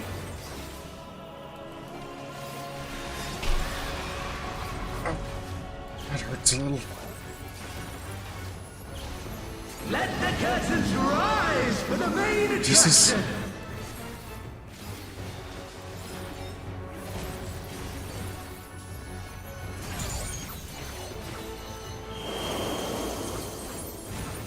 This is...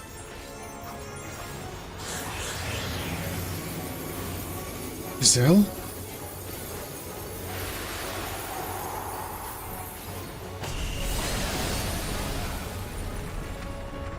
Thank you. My, what a boorish audience you are. Your entertainment.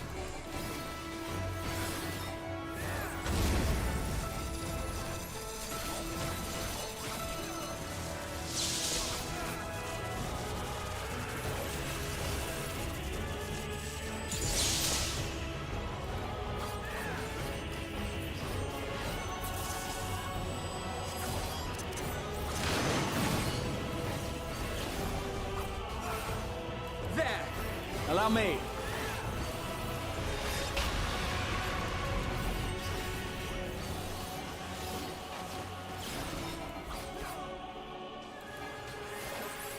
There. Two of them. You now.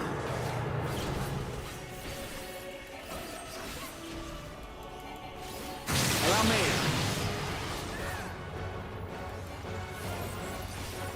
You underestimate me!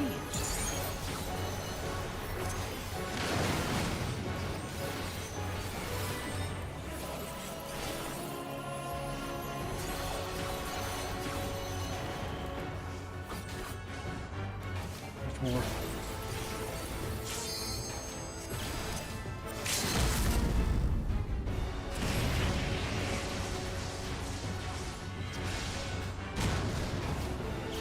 I have you now.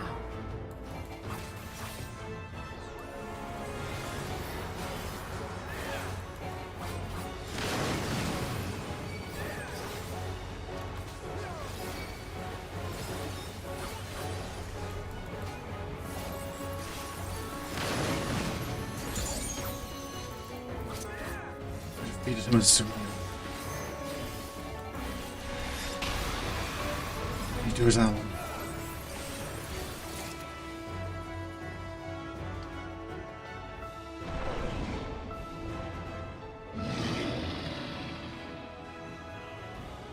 Lies. All lies. Your dreams, your hopes, your futures. Delusions and lies. He's not... Just... I mean...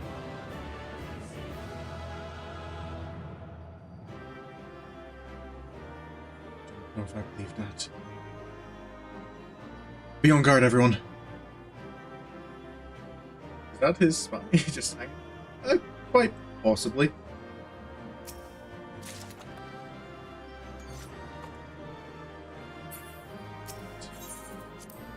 Where to from here? Still need to find Hydaelyn. Do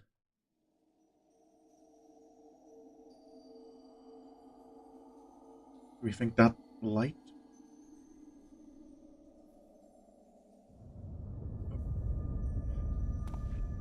Should have guessed he wasn't done.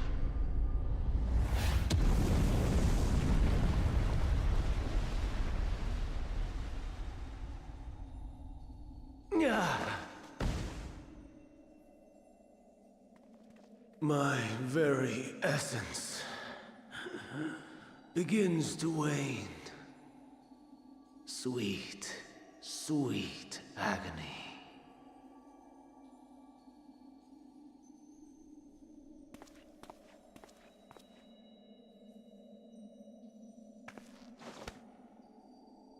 Leave this to him.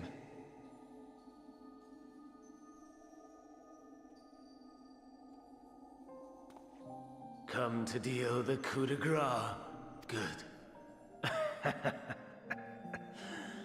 Watching you struggle against the inevitable is bad comedy. Erase me from existence, soul and all.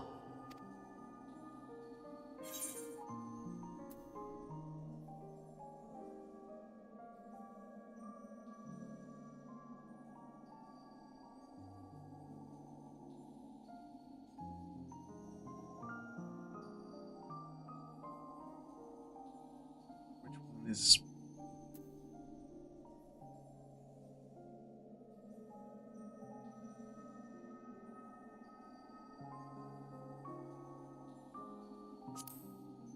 this because of Meteion? How would you know that name?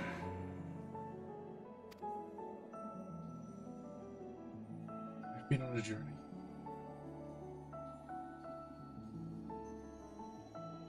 Is this still the answer you've come to?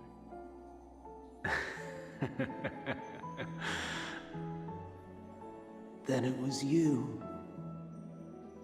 In Elpis. With Emet. The final pieces fall into place. In my halcyon days, as the mortal Ammon, I was haunted by a dream. Night after night, the faceless multitude, the voiceless cries, shards of shattered memories. But slowly, the fog began to clear. This was Elpis. And I was Hermes. Recurring though it was, I paid this dream little heed. It was only when I was granted the seat and memories of Fandaniel that I knew these visions to be true. They were the memories of Hermes that he himself erased using the power of Kairos. Or so he thought. In his attempt to burn away the events of that fateful day, he succeeded only in searing them more deeply into his soul. My soul. Death failed to expunge them.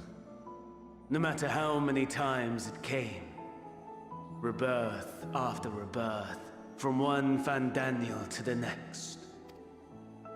I wonder, is Emet adrift somewhere in this ethereal sea?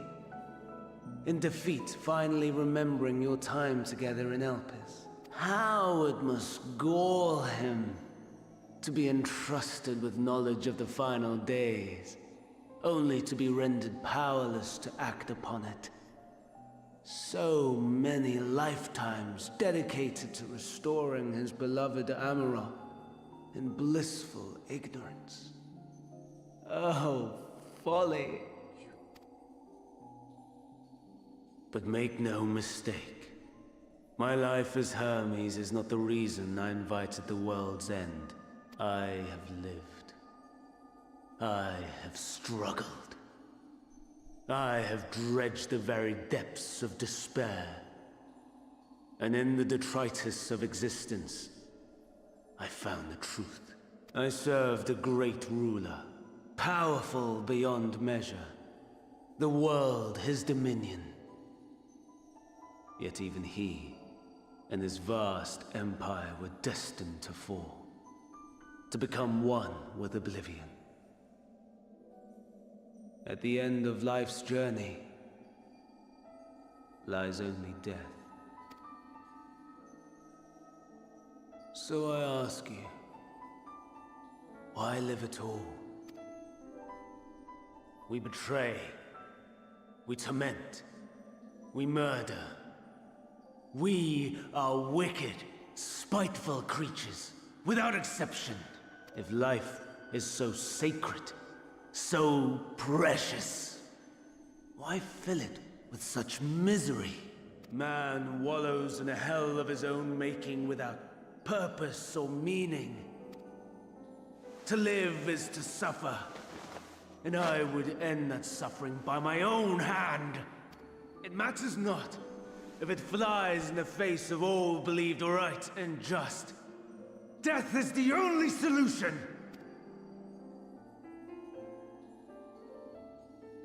That is my truth.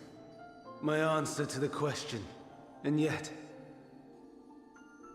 even as the words pass my lips, I am filled with doubt. Has my search reached its end?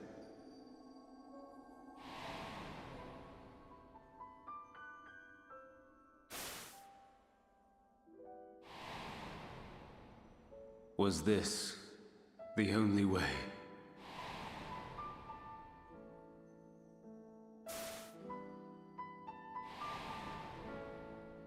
After all these years,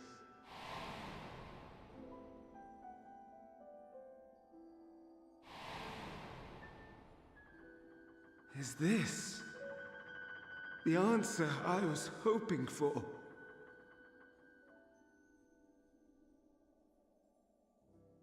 The lamentations of the damned. How it vexes me to see your conviction falter at the last. Fandango. Still clinging to existence, I see. Voices. You, who champion death so fervently, unwilling to accept your own, refusing to be purified and swept into the sea of souls. As do I. We prisoners to men, watching as the world turns. Though unlike me, you will be spared the ignominy of having your corpse made a puppet, dancing to another's tune. Asahi? Is that Asahi? How very astute. But let me be clear, I have not come to consort with the likes of you. Wouldn't imagine it. Nor have I come to bemoan the state of the world following my untimely demise. In fact, I delight in mankind's downfall, and the anguish it brings the savior of the savages. If I played some small part in the chaos, all the better. Not that I was in any position to resist. But to be made accomplice to the betrayal of Lord Xenos. I would die 1,000 deaths to exact my vengeance. What? Now you are at my mercy. I shall drag us both into oblivion, and you will never see the fulfillment of your magnum opus, even should you be reborn. Your desperate search for answers must start again.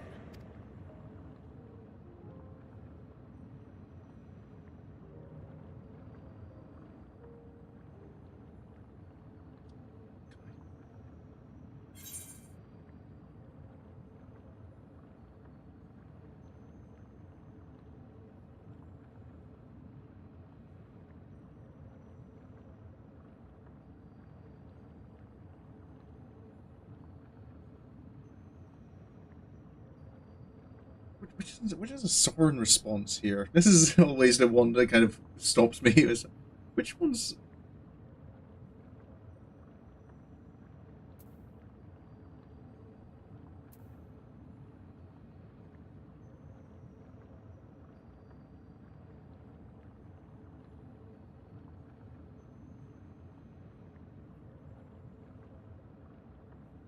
I'm feeling the bottom one, but I'm also not quite sure Sorin would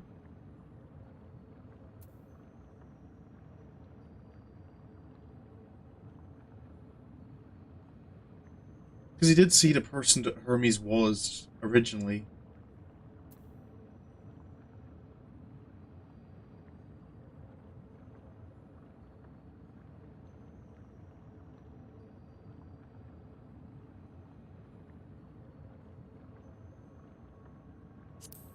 There's still an answer out there. We'll find it. Even here, even now, you have every right to hate me. For the fool I was, for the monster I became. But I will not beg forgiveness.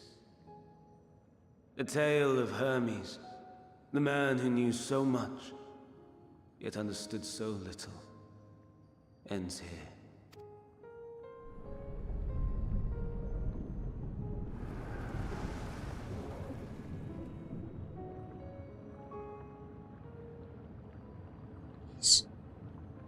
Don't try to follow me. I had more of you people than I could stomach in life. Never mind in death. No intention of traveling where you are. Likewise. I pray we do not meet again. You had better hope not.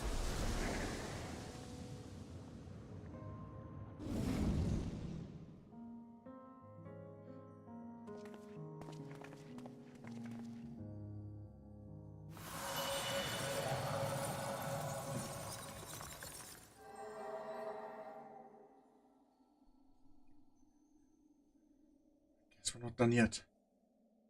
Come. Hydaelyn is waiting. Right.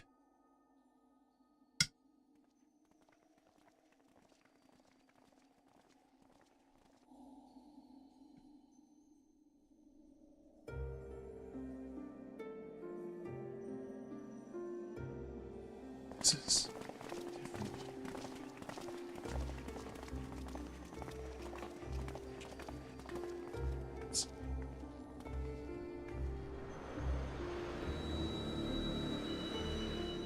crystal. Hydaelyn. Brave travelers, I welcome you.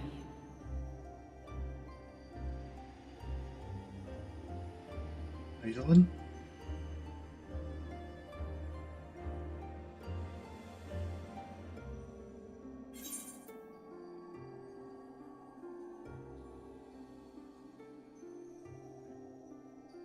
Guess it's been a while.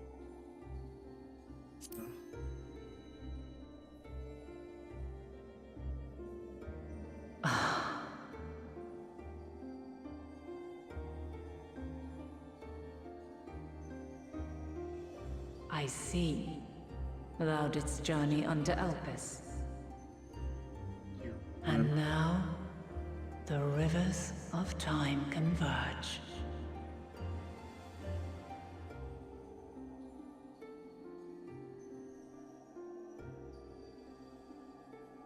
I know why you have come. Yet I would hear you speak your reasons all the same.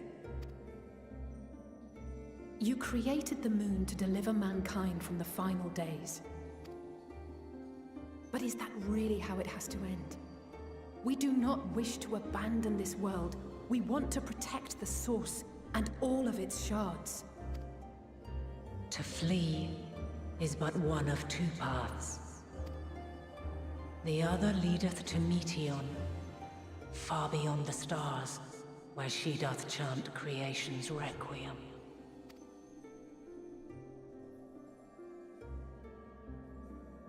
Her domain is formed of dynamis, pure, absolute.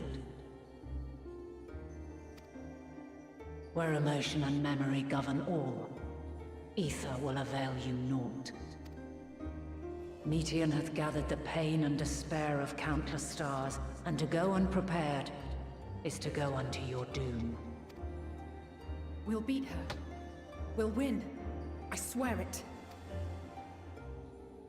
Is what I might have said, once. After everything I've seen, all the times I've succumbed to my own anger and fear. I can no longer pretend that courage and faith will be enough. But are we truly so powerless that our only choice is to flee? Far from it, my child. Long ago, the inhabitants of myriad stars, many more prosperous than Atheris, sought to free their worlds from life's woes. Sorrow and anger, conflict and hostility, despair, and even death itself. But as Meteion reported, every attempt ended in failure. Darkness abideth within every living being and can never be cast out. Neither reason nor faith can challenge this immutable truth.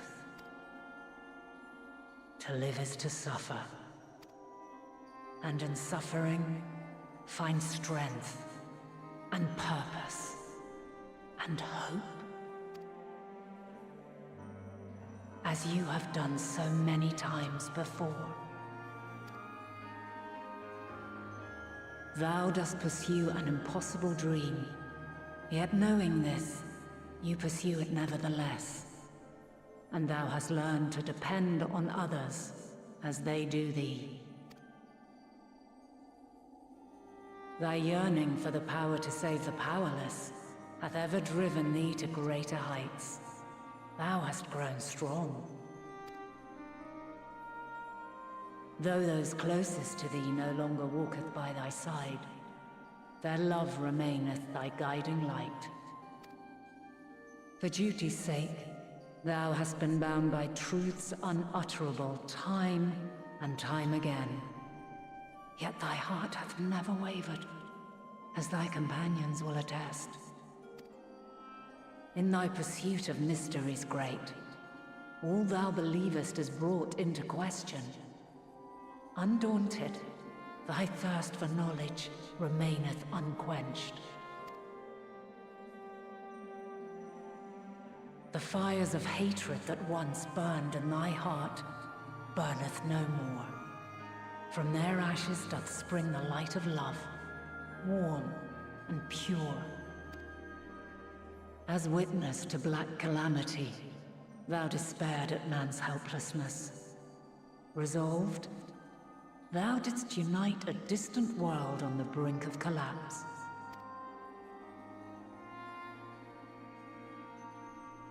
And thou, my champion, when all did seem lost, thou never abandoned hope.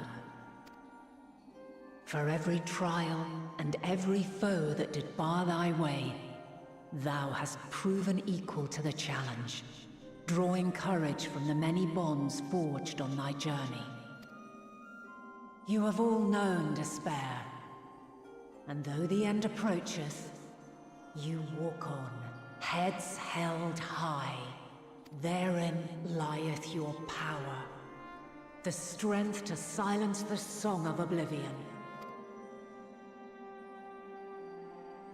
Then there is a means to confront her. Yes, if you should prove yourselves worthy. Prove ourselves. Hark!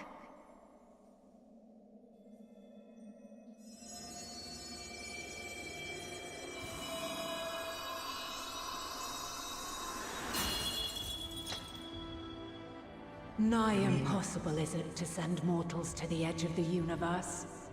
Should you fail, there will be no second chance.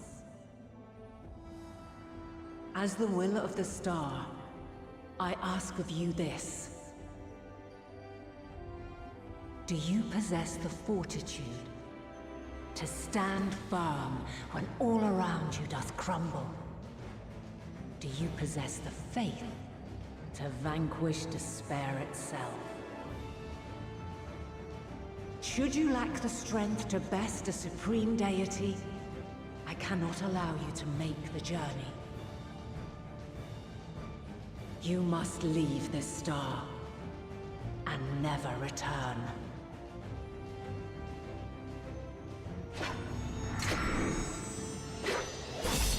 Prepare yourselves. Prove ourselves worthy, eh? Sounds straightforward enough.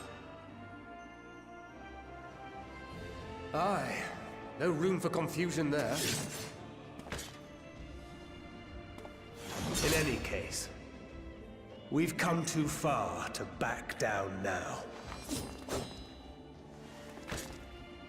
I am of the same mind. What power I have, I shall bring to bear.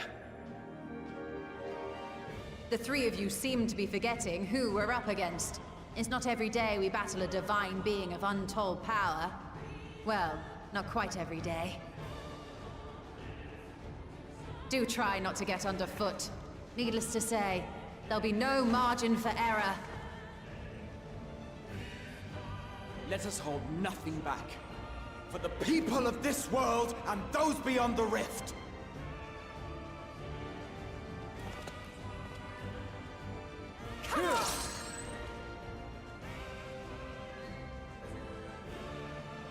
Alas, the question I posed to thee in Elpis hath remained unanswered these long years. I would hear thy response, warrior of light. Shouldst thou emerge victorious?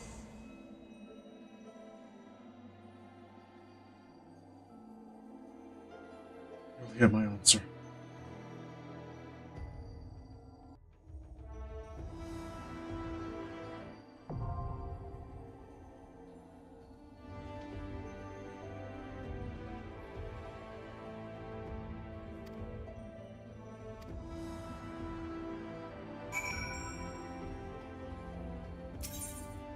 Everyone.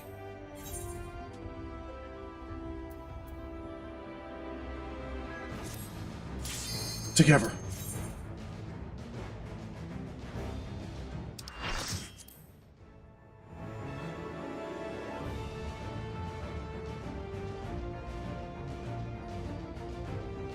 Let's use all.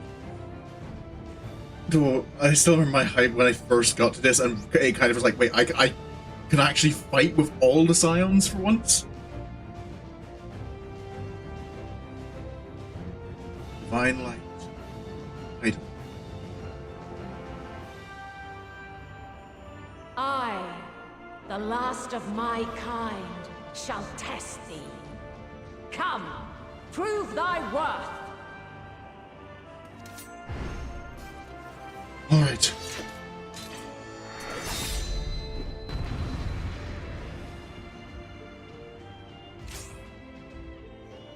Lost trial. Oh, you. The healer's not a just for you now. Have you the strength of will to alter man's fate? The last of the unsundered.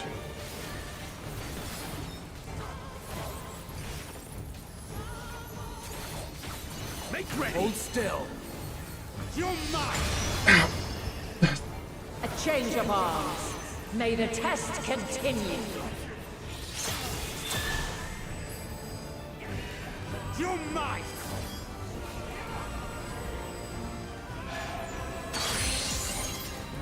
I have you now. We're near or far. Oh, okay, that's a move. My turn. Dancing is move together. And now this.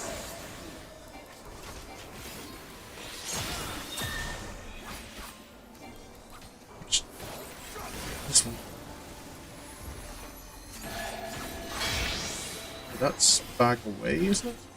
Light unyielding. Together we shall overcome this. Follow Urianger. Urianger seems to know what he's doing. I have you now.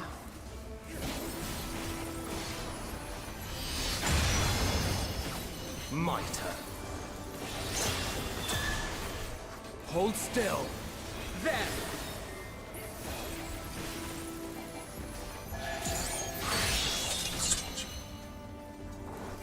By blade. Something special for you. Try and stop me. Together we shall overcome this.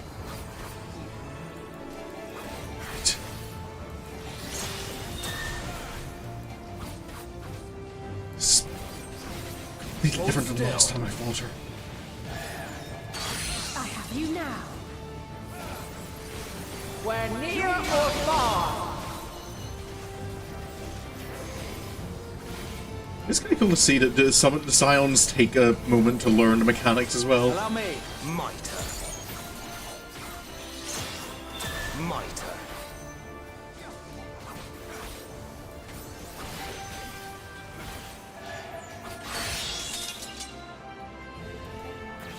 By blade.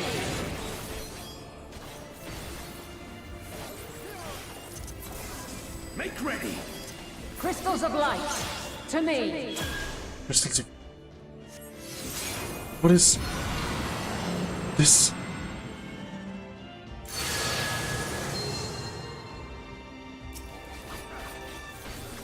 Here.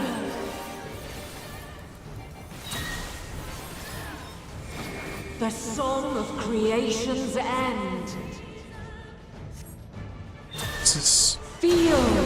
Allow me. The sorrow at hope's demise. Grab. Think.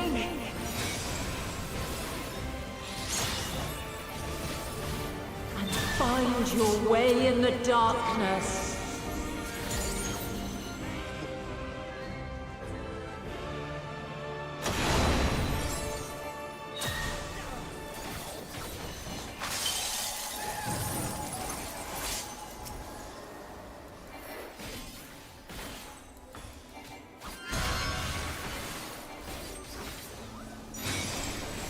Hold still.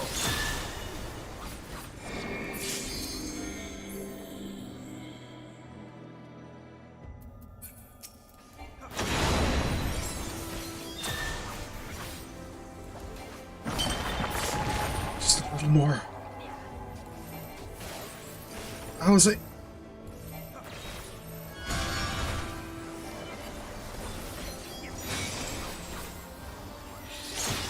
Follow your light. It's all of you.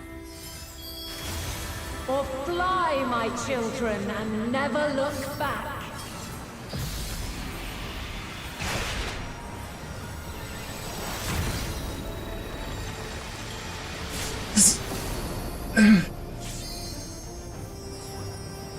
Then you are resolved. With heart and steel.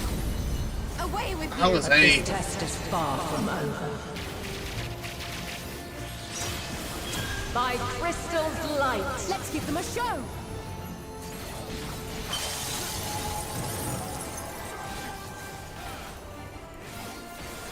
Allow me.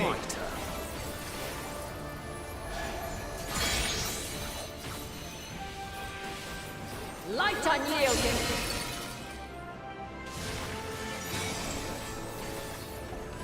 Big stuff. Refulgence eternal. I've got a jacket with the big stomp on it.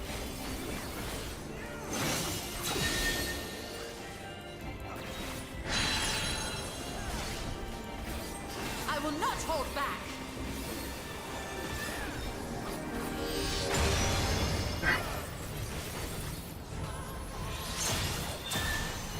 Be gone!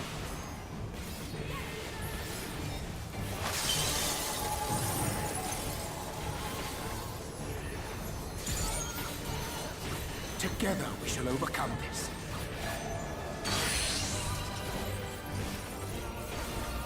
We're near or far.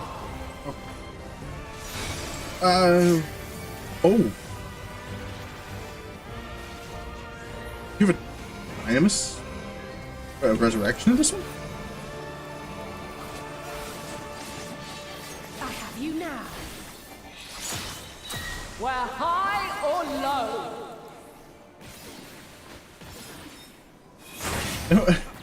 Hello there, Annie. Okay, that doubles back. Where's the safe spot here? Not here. Okay, I can tank it. Ooh. I maybe shouldn't have tanked it, but You cannot stop us. Hindsight's 50/50. 20/20 even. By blade! I can't help. Thanks, Zach, I don't think.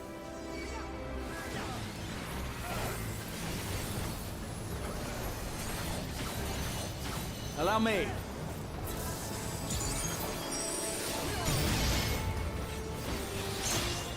Succumb not to fear!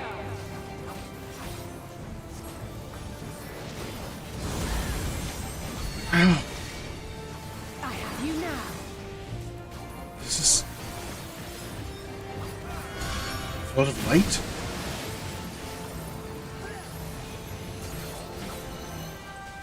Together, everyone.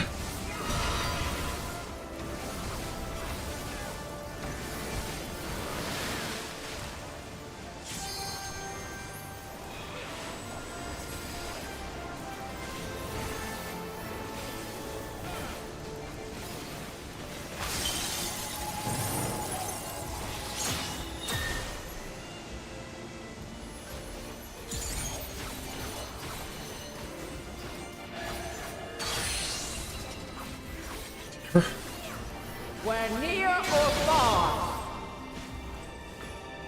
Keep it up! Alpha no. You underestimate me!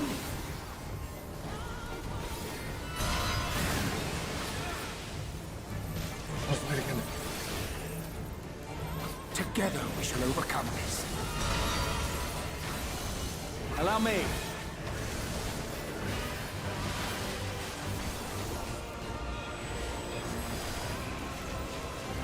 Be gone!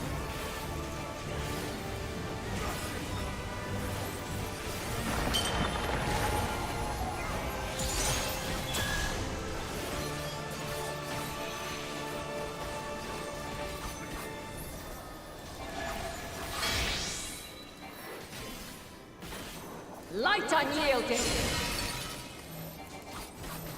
I will not hold back.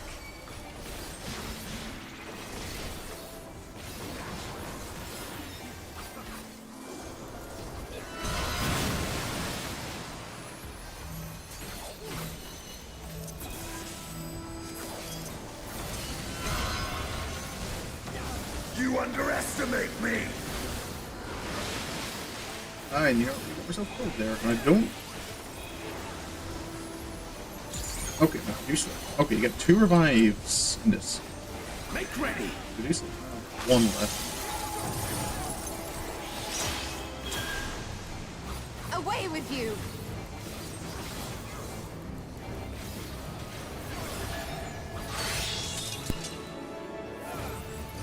By blade!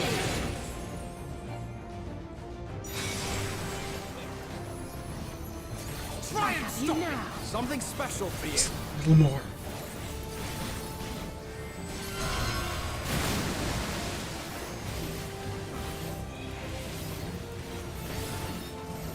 You underestimate me!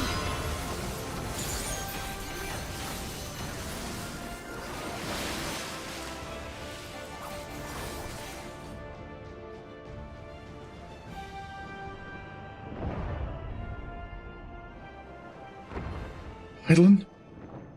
Vina?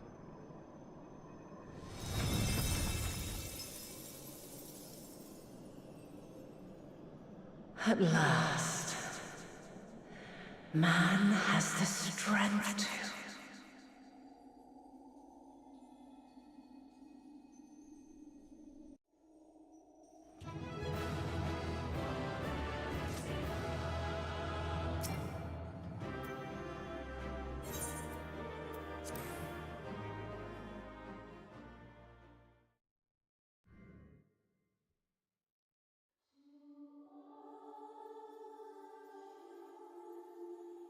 Reprise of answers. No! This can't be happening! 3. Go too far. Though my power is in constant flux, I have always kept a reserve for this very moment. It was a true test of your prowess. You have done well. There is one thing I must ask. By sundering the world into 14 shards, the ether of all living beings too was divided. This reduction would in theory allow us to more easily interact with Dynamis. Having seen mankind brought to the very precipice of extinction, you wished for us to develop a means to overcome despair. You believed we had the potential, and sundered all creation to see it fulfilled. To deliver us to that swirling maelstrom of Dynamis in which our foe hides, and grant us the power to defeat her once and for all. Is this not true? This was always your plan? It is as thou sayest. 'Twas the trial to which I subjected mankind, and it hath led to untold bloodshed and suffering. There was no kindness, nor justice in the tragedy I wrought. When confronted with the almighty Zodiac, my only recourse was rend him and the world asunder, that his power be diminished for a time. And so it came to pass. Now you, my chosen, have surpassed my expectations, surpassed me. I entrust the fate of the universe unto you.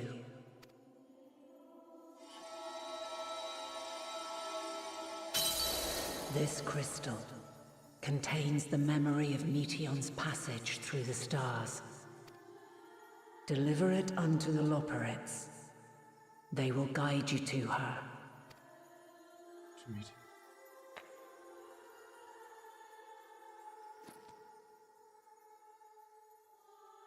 Though they may be capable of crossing great distances, there is a vast difference between traveling to the moon and the furthermost reaches of the great expanse.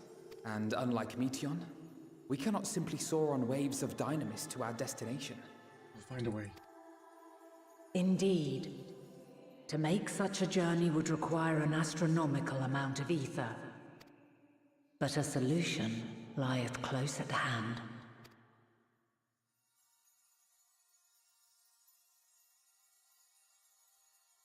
Of course. Yes, my child. Wait. You don't mean... Ever since I became the will of the star, the ether drawn here had slowly crystallized. They who have answered my call know it well. While I have remained hidden, it hath become the embodiment of the planet's will in my place. A faceless, omnipotent force of nature. The Mother Crystal, our final hope.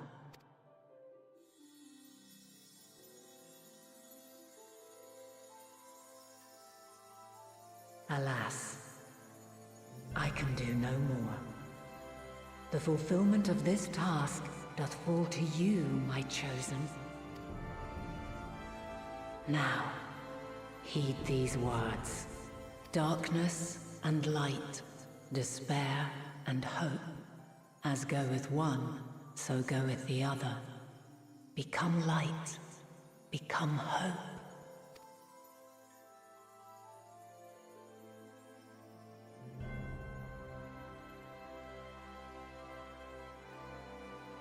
I have a gift for thee.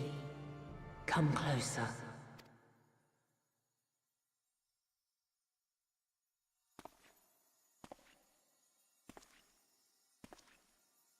Long have I searched for a means to safeguard the future of this star. Though I knew failure after failure, by recalling thy tales and my promise to thee, I found the strength to carry on. Though the world is ever changing, thy thirst for adventure hath never waned. Thine unshakable resolve never ceases to amaze, to inspire. As a mark of my gratitude, I bestow this final gift. Thou dost possess the Crystal of Azam, yes? Right. Here. As Hydaelyn, I reside over the forces of stasis, tranquility, peace. the laws which impart stability to existence itself. I will weave this self-same power into the crystal, granting thee mastery over matter, to give form to the formless. Use it wisely, or it will not last indefinitely. As thou hast seen on thy journey through the ethereal sea, souls are drawn to thee. Mayhap this trait will prove to be a boon rather than a hindrance. So?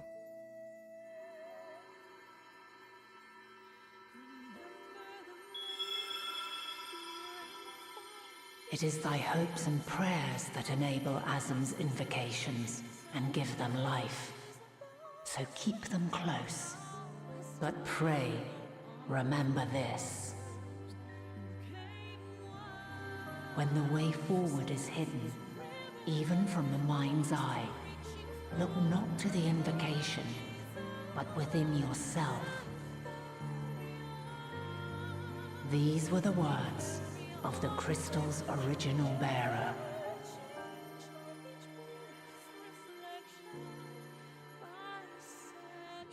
Awesome. With that, my work is finished. Fulfill our promise. Right the wrongs committed when the world was yet whole. Silence the song of oblivion. I will. Teach her a brighter melody. Show her our journey is far from over.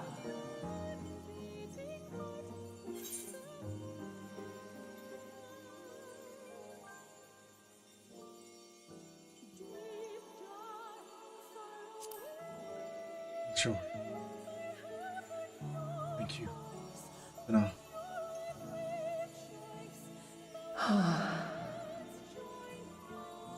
Of this, I have no doubt. For yours is a light brilliant beyond measure. Long after I have gone, though not even my soul remaineth, my love will be with you forever, my dearest children.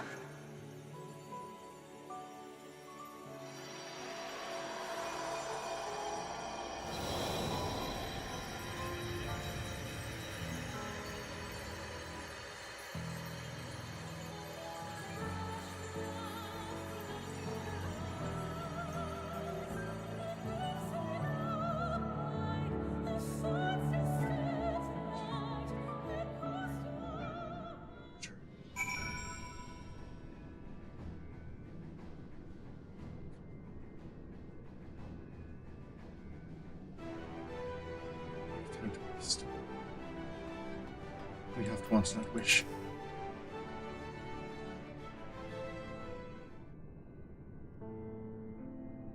As she said, Minnie, as goeth darkness, so goeth light.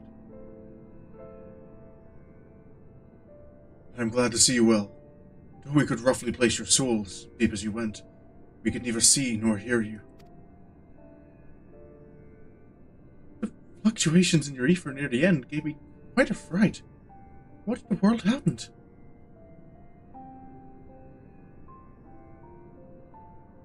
A lot. We met Hydaelyn.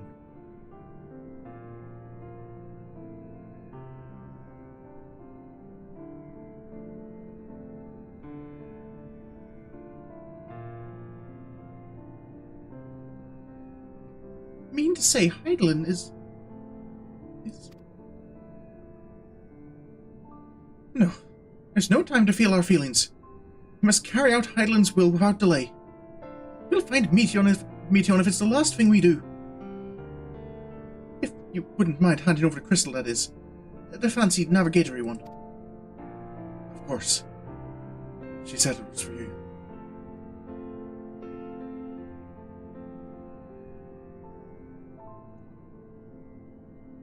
To the edge of the universe. where congregates the despair of countless stars. You are determined to see this through. We are. Should words fail us, we will fight to the bitter end. I know that it pains you to accept this, but that I need ask nothing more of you. Yet we have only two means to travel the great expanse: the moon and Sharlayan's Ark. I am all too aware that without both of them, there will be no exodus. I nevertheless beg you to honor the agreement we made.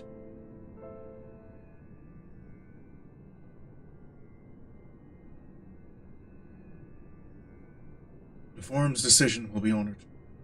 You have earned the right to use the ship as you see fit, and I could not rescind it even if I wanted to. As it happens, I do not, and would do all within my power to aid your cause.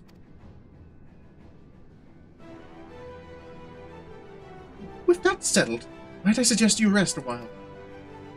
Improving oneself to Hydaelyn is never easy, and despite our unparalleled genius, we'll need a day to make the necessary calculations. We may as well take advantage of it. You can chart a course through the sea of stars in a single day. He quotes.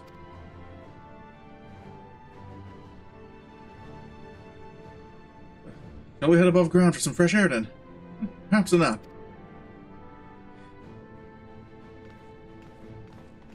I certainly could use one.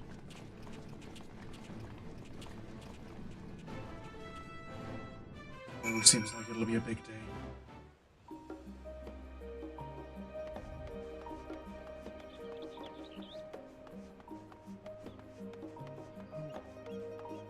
Were we down there? It's like an age. I know it wasn't that long.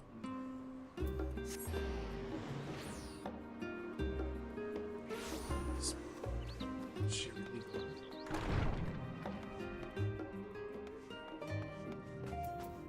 Ujika? Aha! I've been expecting you. I heard about your foray into the ethereal sea. The students have ventured far and wide, but never quite so deep as that. Are you experiencing any after effects of your prolonged exposure? The nausea, dizziness, hauntings? Well, have a pleasant sleep. And if you do experience any unusual phenomena, please let me know. I shall add it to our records. Definitely do have a lie down.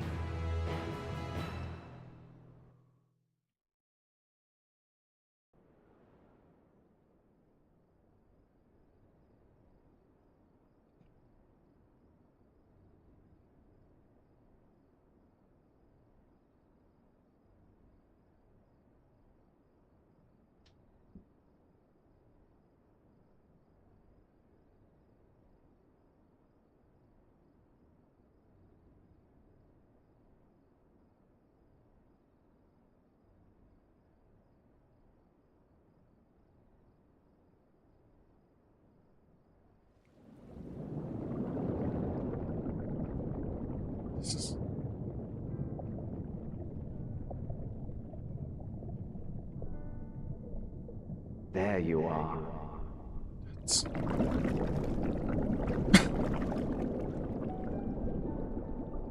Some time, indeed. Yes.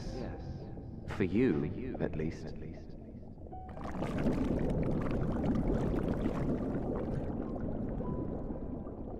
Believe me, I'd meant to get some proper sleep.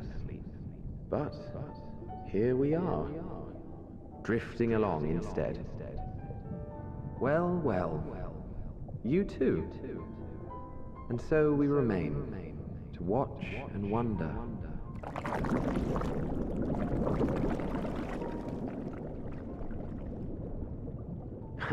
Yes, indeed. To begin, we first must see the end.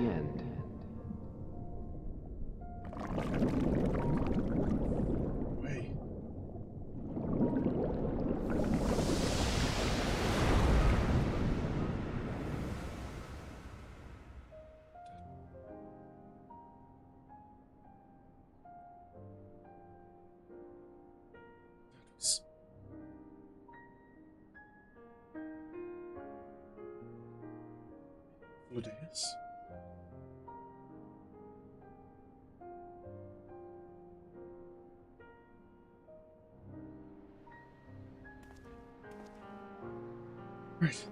But Adam.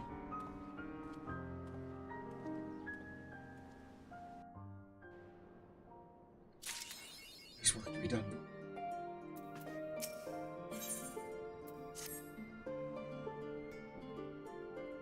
Sorin, I trust you've had a good rest.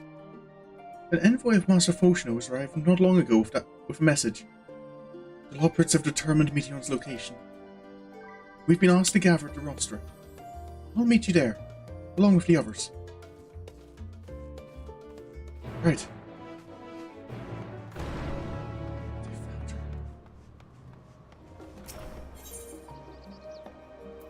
So.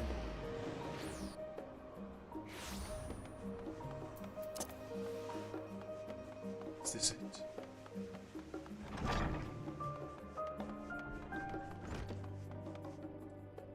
Everything that's happened. Journey to the stars. Beyond them. I still don't know. Something just happened.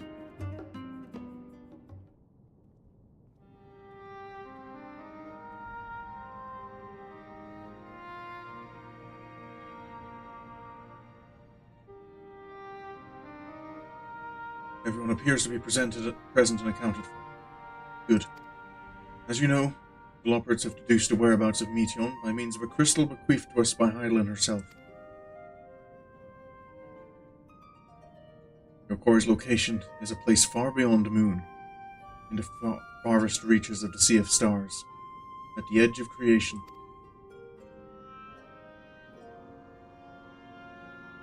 A veritable Ultima Thule.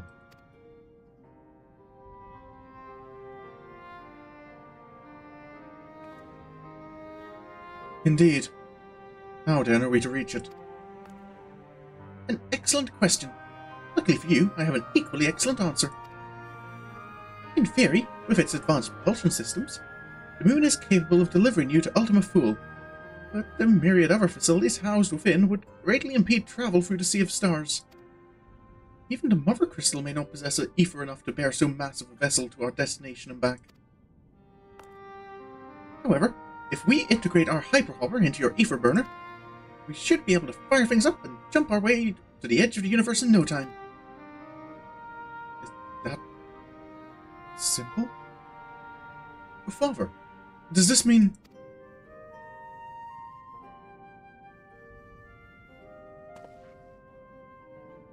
Bear in mind, this decision was not made solely at my discretion, but with the consent of the Forum. Hearing the Loport's proposal, the Forum was faced with a grave decision. To commit the Ark to this endeavor would mean abandoning both our plans to evacuate to the moon and to resettle on another star. Needless to say, the proposition invited fierce debate. In the end, however, the Forum was swayed by the simple fact that Hydaelyn believed you possessed of the strength needed to overcome the crisis. The Great Exodus was, after all, a plan of Hydaelyn's own making. Therefore, if in the 11th hour she would proffer another means by which we may seek salvation, we would be fools to dismiss it out of hand. Indeed, she sacrificed everything, her very existence, to avert the destruction of this star. That is why we have chosen to place our faith in Hydaelyn, in you. The Ark will be made ready for your voyage to Ultima Thule. What of all the people that have labored so tirelessly to prepare for the evacuation? They must be furious. I would not be so sure. They have not forgotten your deeds on the Magna Glacius. Nor did your instrumental role in orchestrating the delivery of adamantite go unnoticed. No, the people do not protest. Quite the contrary. They have expressed unwavering support for you and your mission.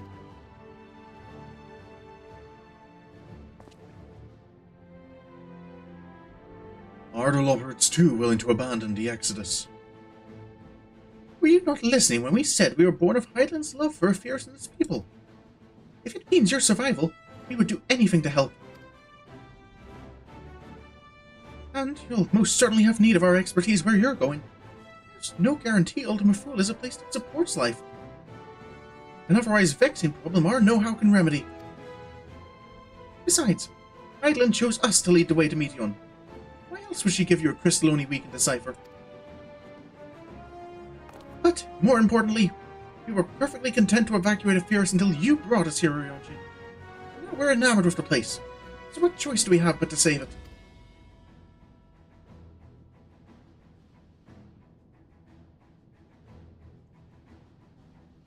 Of course, none of this is possible without you and the Scions.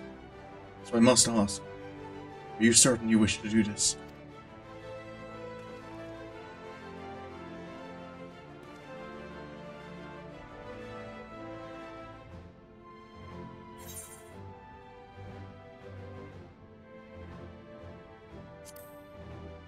We have to.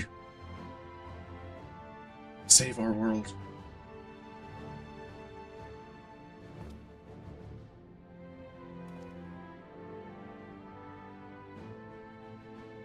Very well. We shall inform the Forum of your decision, and begin preparations to bolster the Ark with the Hyperhopper. The Loporits will coordinate with the Elsebard contingent to have the necessary components transported via the Tower of Babel. Of course, it will take time until the work is complete.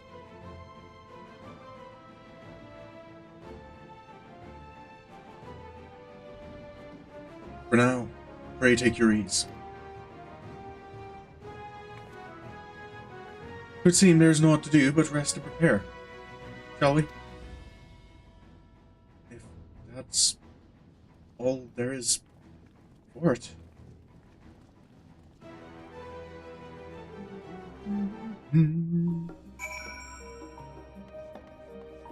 Yes.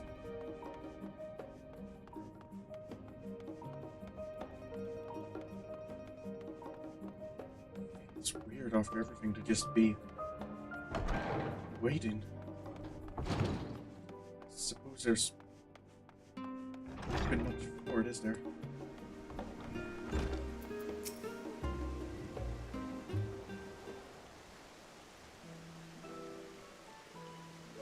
Ere we depart, we must leave nothing undone. Quite. No, it is difficult to conceive how one can best prepare to brave a domain where Dynamis governs all. Nevertheless, Hydaelyn deemed us worthy of the trials that await. For lack of any other feasible options at this late stage, let us trust in her judgment and face Meteion as we are. Which leaves a not so small task of coordinating our efforts here to you and Tataru. If all goes to plan, we'll be back before you know it. I certainly hope so. We will be praying for your safe return. Mayhap it will affect the Dynamis for the better. With that settled, we should get some rest, and make the most of the time we've been afforded. Tataru? Is everything okay? The meeting's over, is it? You were in there for so long, I started to worry. What did they have to say? Well, I guess we're going on another adventure. Very far away. The edge of creation. I see.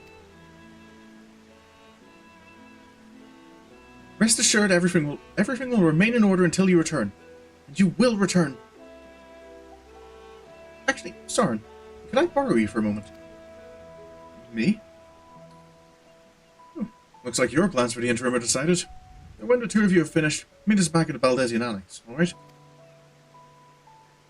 Of course. What's this about, though?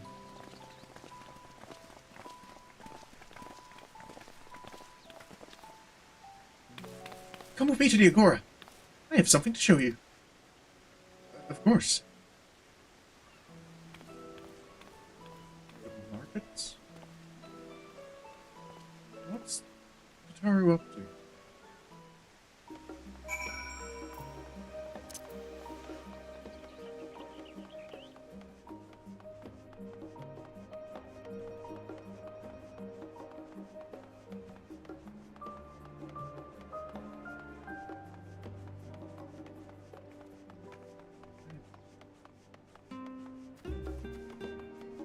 Cross for now.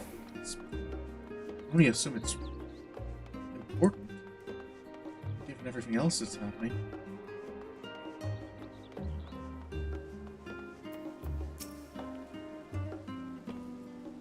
Welcome, Sorin, to the Tara's Boutique. Got your own stall here? I've always done my best to provide the Scions with fashionable attire, but in your case specifically, I make an extra effort to strive for the most functional yet stylish clothing one can ask for. Not that I'm playing favorites, but you are the warrior of light. Faced with this unprecedented crisis, I knew you would need an ensemble unlike anything I created before, and I wouldn't be able to do it alone. And so, after enlisting the aid of the world's finest artisans, I finally completed my career-defining masterpiece. But then inspiration struck, and I saw a golden opportunity just begging to be seized. With the help of some Favnarian refugees, I decided to set up shop here in Sharlayan. Of course, I would never charge you for any of our works. Perish the thought. Sardada, how are things coming along? Everything is in order, Mr. Satari. We'll be ready to open shortly.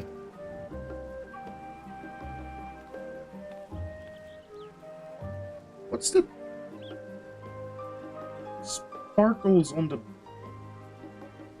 Is that... What's the... Why is that bench sparkling?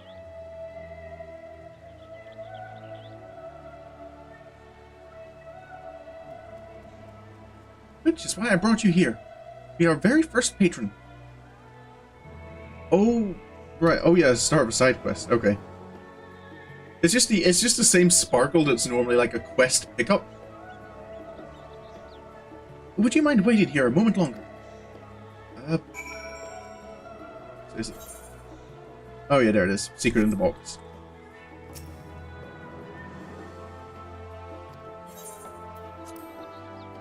Right. I guess I'm just waiting.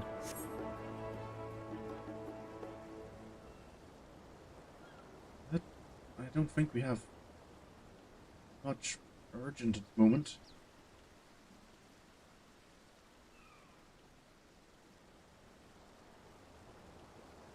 Master Volchno made it sound that...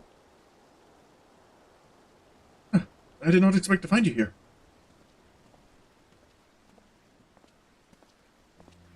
Varshan. Or Rita? I imagine Nidana would also wish to offer her regards. Alas, after delivering our dragon scales to the engineers, she remained to assist with their work on the ether burner. This simulacrum too will stay in Sharlayan, while I oversee matters in Razatan. It is a rather convenient means to keep abreast of developments pertaining to the final days or anything else. It also allows me, after a fashion, to watch over my people in this distant land. Varshan! I was hoping you'd stop by. I can't thank you enough for allowing your artisans to work with me here at the boutique. Please, it is I who should be thanking you. This establishment has restored a sense of normalcy to their lives. You have blessed them with newfound purpose, and a means by which to support themselves in these troubled times. What's more, when they at last return home to Razatan, the experience and knowledge that they have gained in your employ will no doubt prove a boon to the artistry and commerce of our land. In fact, I came here to see how your new employees are settling in, and to express my gratitude for granting them this opportunity. It's an opportunity for me as well, believe you me. Your artisans have taught me so much about Favnarian craftsmanship. Their resourcefulness and ingenuity are nothing short of inspiring. I can't wait to see what kind of wonders we come up with. I pray you every success in your endeavors, Mr. Satari.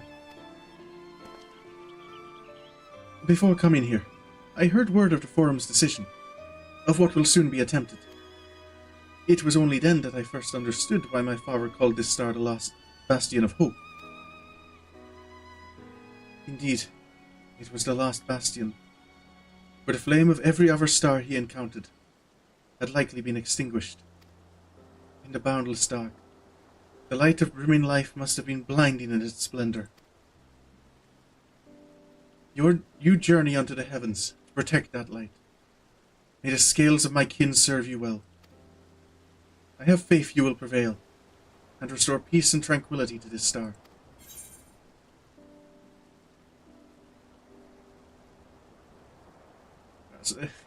I don't think Sorin's self-esteem is as low as mine. And it's over. You'll have to show me around Razatan again. Without any of this final days distracting us. And we should be honored to receive you. There is still much of Razatan you have yet to see. I'm sure there is. Forgive me, but I must take my leave. Fare you well. And remember, the people of this star have not yet given up hope. And neither must you. I won't.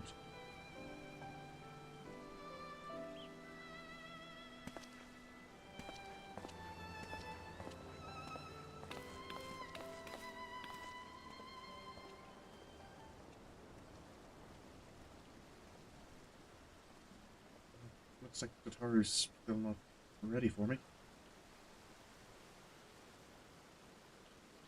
So I guess I'm just carry on waiting.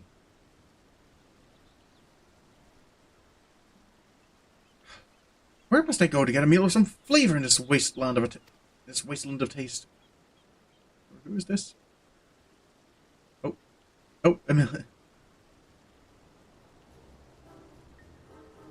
Meteion?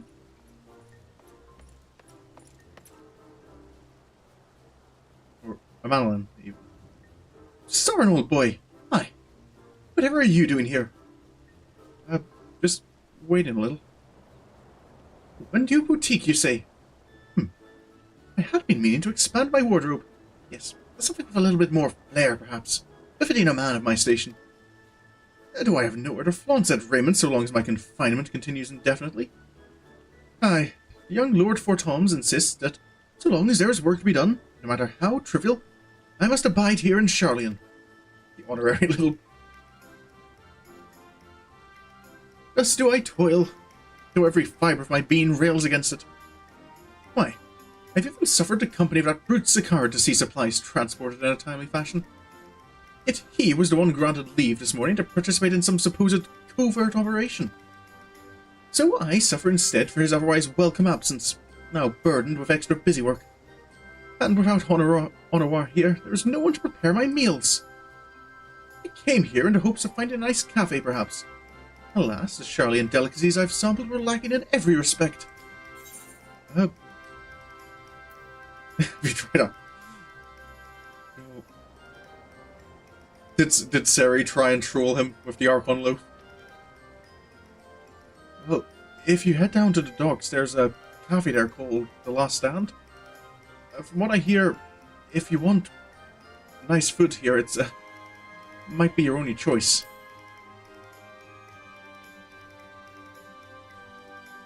The cafe over on the pier. Their cuisine didn't appear all that appetizing, but if you vouch for their cooking, then perhaps I will give it a try. Thank you for the suggestion, and ta-ta for now, old boy. You wouldn't be surprised if she encouraged you. It's like... just make someone else suffer a little.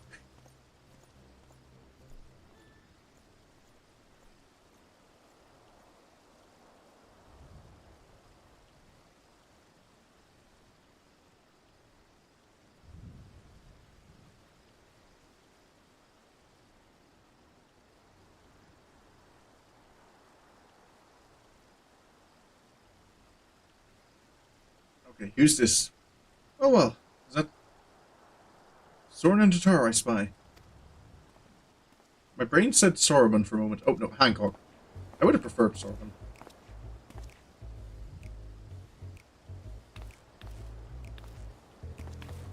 Hancock! What are you still doing here? You said you were returning immediately after dropping off your cargo. Yes, that was my original plan. After all, any expertise required aside from the delivery of goods is well beyond my purview. But what manner of entrepreneur would squander an opportunity to study the markets of the northern seas? Worry not, I will return straightways to Kugane once I have finished. Of course you'd find a way to turn this crisis to your advantage. Ah, she wounds me. The industrious woman running a new boutique. I'm not blind to the travails of those who fight on the front lines to deliver us from ruin. Indeed, I have every confidence they will succeed, and I would make myself, and my business, ready for their return. If you believe in them so devoutly, then why not put your money where your mouth is? Fair enough, Tataru, fair enough. There is naught more I can do to help ready the Ark and her heroes for their maiden voyage. But on your return, I shall host a grand celebration in your honor at the Bakairo Inn. Accommodations are quite costly, given the reputation of said establishment, but the East Alderaan Trading Company would be honored to foot the bill. That'd be 11 weeks. Is this a reference to a quest I'm forgetting? Because I'm only thinking of lemon and... My brain's just going to the lemon muffins from the quest we did last stream in Sharlayan. Labyrinthos even.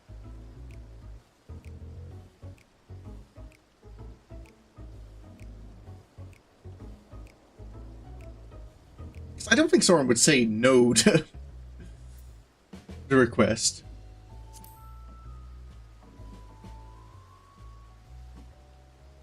Ooh, a man of tart tastes, I see. Yes, there'll be lemon cakes and much, much more. The finest delicacies the world and Lord Lolorito have to offer.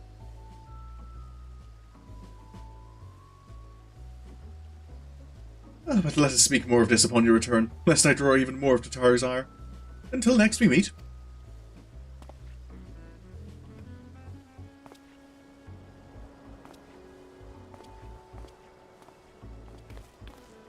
I guess Tataru's still not quite finished.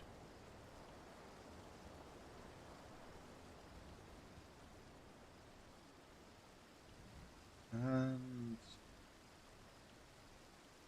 I maybe should have found a seat on a bench somewhere. Evening already.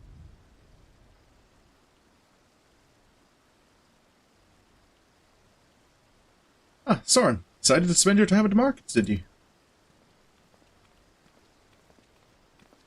Oh, nope. That was the wrong voice from Biggs. Or Wedge.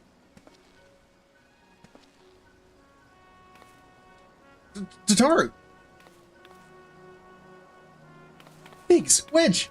I take it work on the Ark proceeds apace. Aye, it does indeed. Collaborating with the greatest minds of Sharlayan and Razadhan has been a rewarding experience. And that's to say nothing of what we've learned from the Loperates. The Ark is unlike anything we've ever had the pleasure to work on. Even Nero was rendered speechless on more than one occasion. Oh, yeah, Sarah did indeed tell him Alan to try.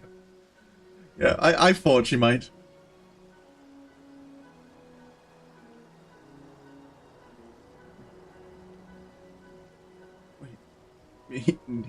Nero rendered speechless?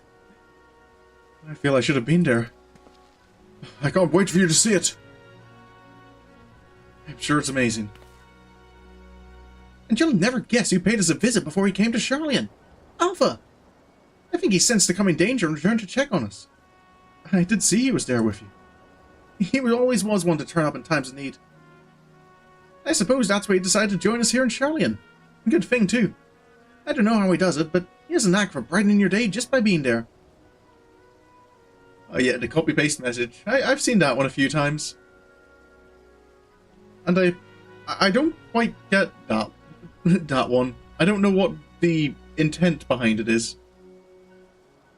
Have you had that one on any of your Final Fantasy streams, Money?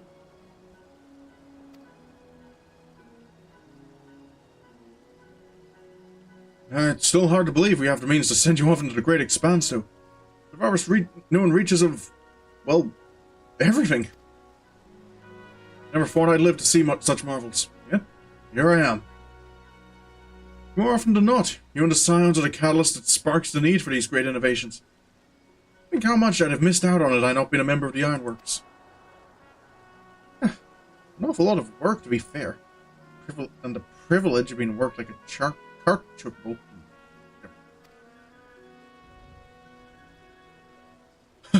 There is that too. As busy as we've been, we're wish there was more we could do for you, Sorin. No matter what happens, we have to keep believing for a brighter future. And we will.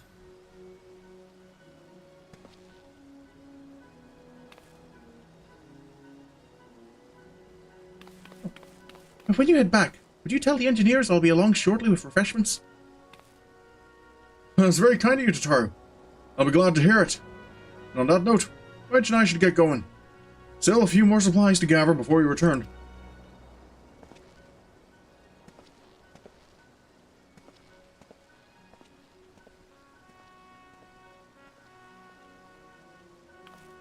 Oh.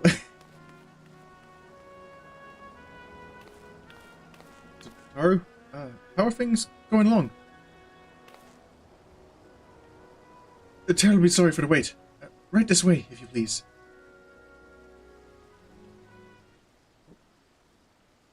Hello. Is everything ready?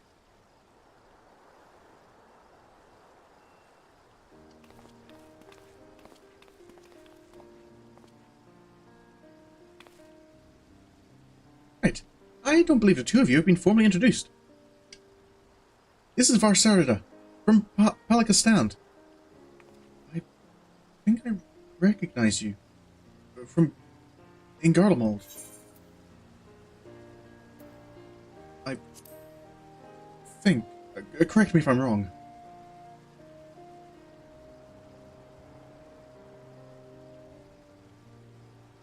Yes. It was you who helped us at Prusa. And again when crossing the ice fields, was it not? I doubt we exchanged little more than glances then, but it is kind of you to remember me. Thanks to Mistress Tataru, I and many of my friends have found gainful employment in this foreign land. It is only natural to feel fear in the face of calamity. In such times, we must look to one another for strength and succor. I know not whether we will come to call this place home or return to Favnir, but we are here today, and are glad to have contributed to the cause.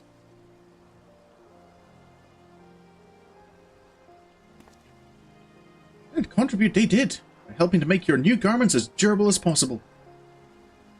We put our hearts and souls into them, and I have every confidence they'll keep you safe in the battle to come. Thank you, Tataru. What? Think how far we've come since our humble beginnings at the Waking Sands. From the rising stones to the falling snows, and even a certain insufferable someone's Ruby Bazaar. We were always fortunate to find friends along the way. Even when you were swept away to the first, Rahatia was there to grant you sanctuary. I'll never forget the relief I felt when you all returned to us. I thought my heart would burst. Yours has been a long, long journey. I've been privileged to watch, often with bated breath, as you persevered time and again. For all the joy we've shared, there's been much sorrow as well. I've long since learned you can't have one without the other. Which is why I promised to send you off to the Sea of Stars with a smile. And you can be certain I'll be the first one to welcome you back on your return. I look forward to it, Tataru.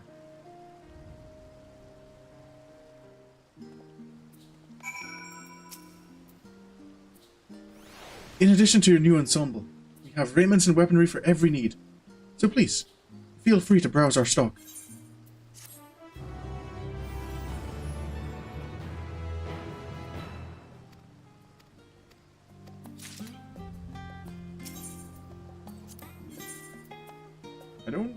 Level-wise, I don't think there's much need for it, because most of my gear is, yeah. I've upgraded my average item level above for all of it.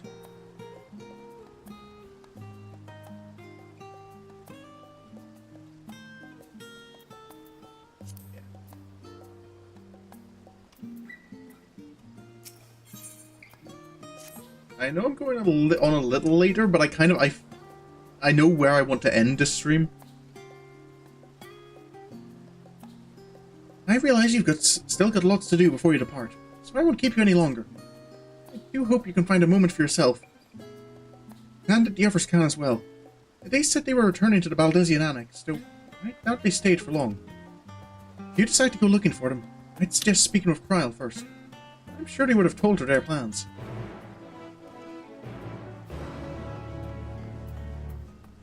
Oh, hello, Sorin. You too have found yourself idle, my friend. If you seek to occupy your time until the Ark is ready, you needn't go far. Even the markets here in Sharlayan are filled with the most wondrous of sights. Oh, hello. Oh, that's someone's minion. I should have guessed.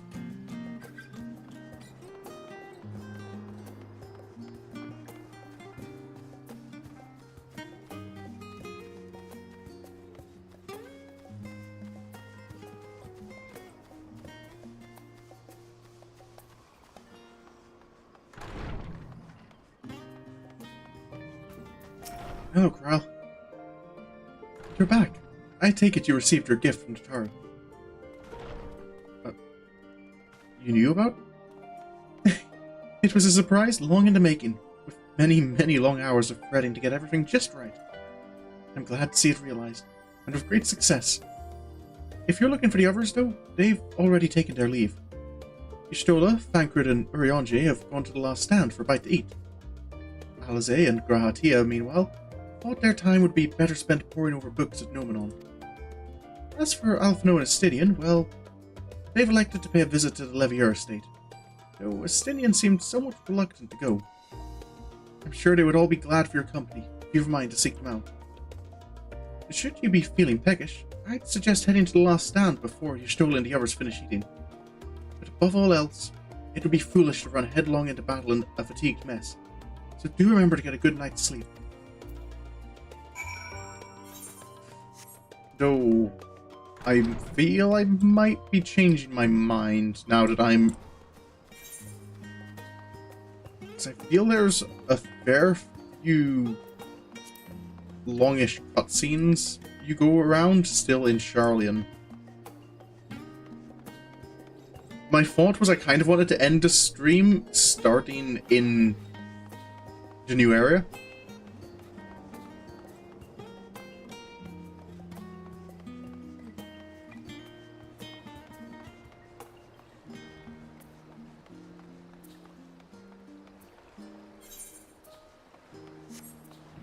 Do you remember, Mooney, how much content there is between now and actually arriving?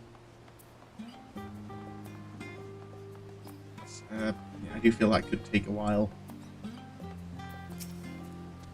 Hello, Alpha. Alpha seems distracted by something off in the distant heavens.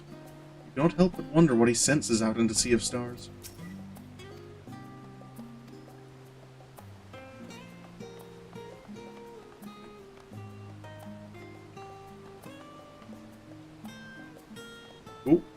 Oh, there's a ledge down there. I thought I was about to just wander into the water.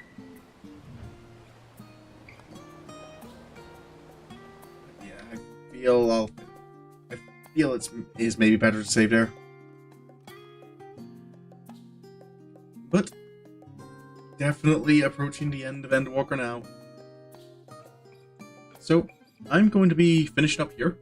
I'll be back, not tomorrow, but I'll be back on Thursday. Thursday, I might make a little bit of a shorter stream. At the moment, I feel I don't feel I'll finish Final Fantasy. I don't feel I'll finish Endwalker this week, but I feel it'll quite possibly be the first stream next week we'll finish it up. And with that done, I guess I'm on to looking at my other games. So I'll have to start deciding what comes next after Endwalker. But with everything said, as usual, if you want to check my schedules up on YouTube for what times I'm streaming. And yeah, until next time, thank you so much for watching. I really hope you enjoyed. And until next time I see you, have a good evening, have a good night, and goodbye.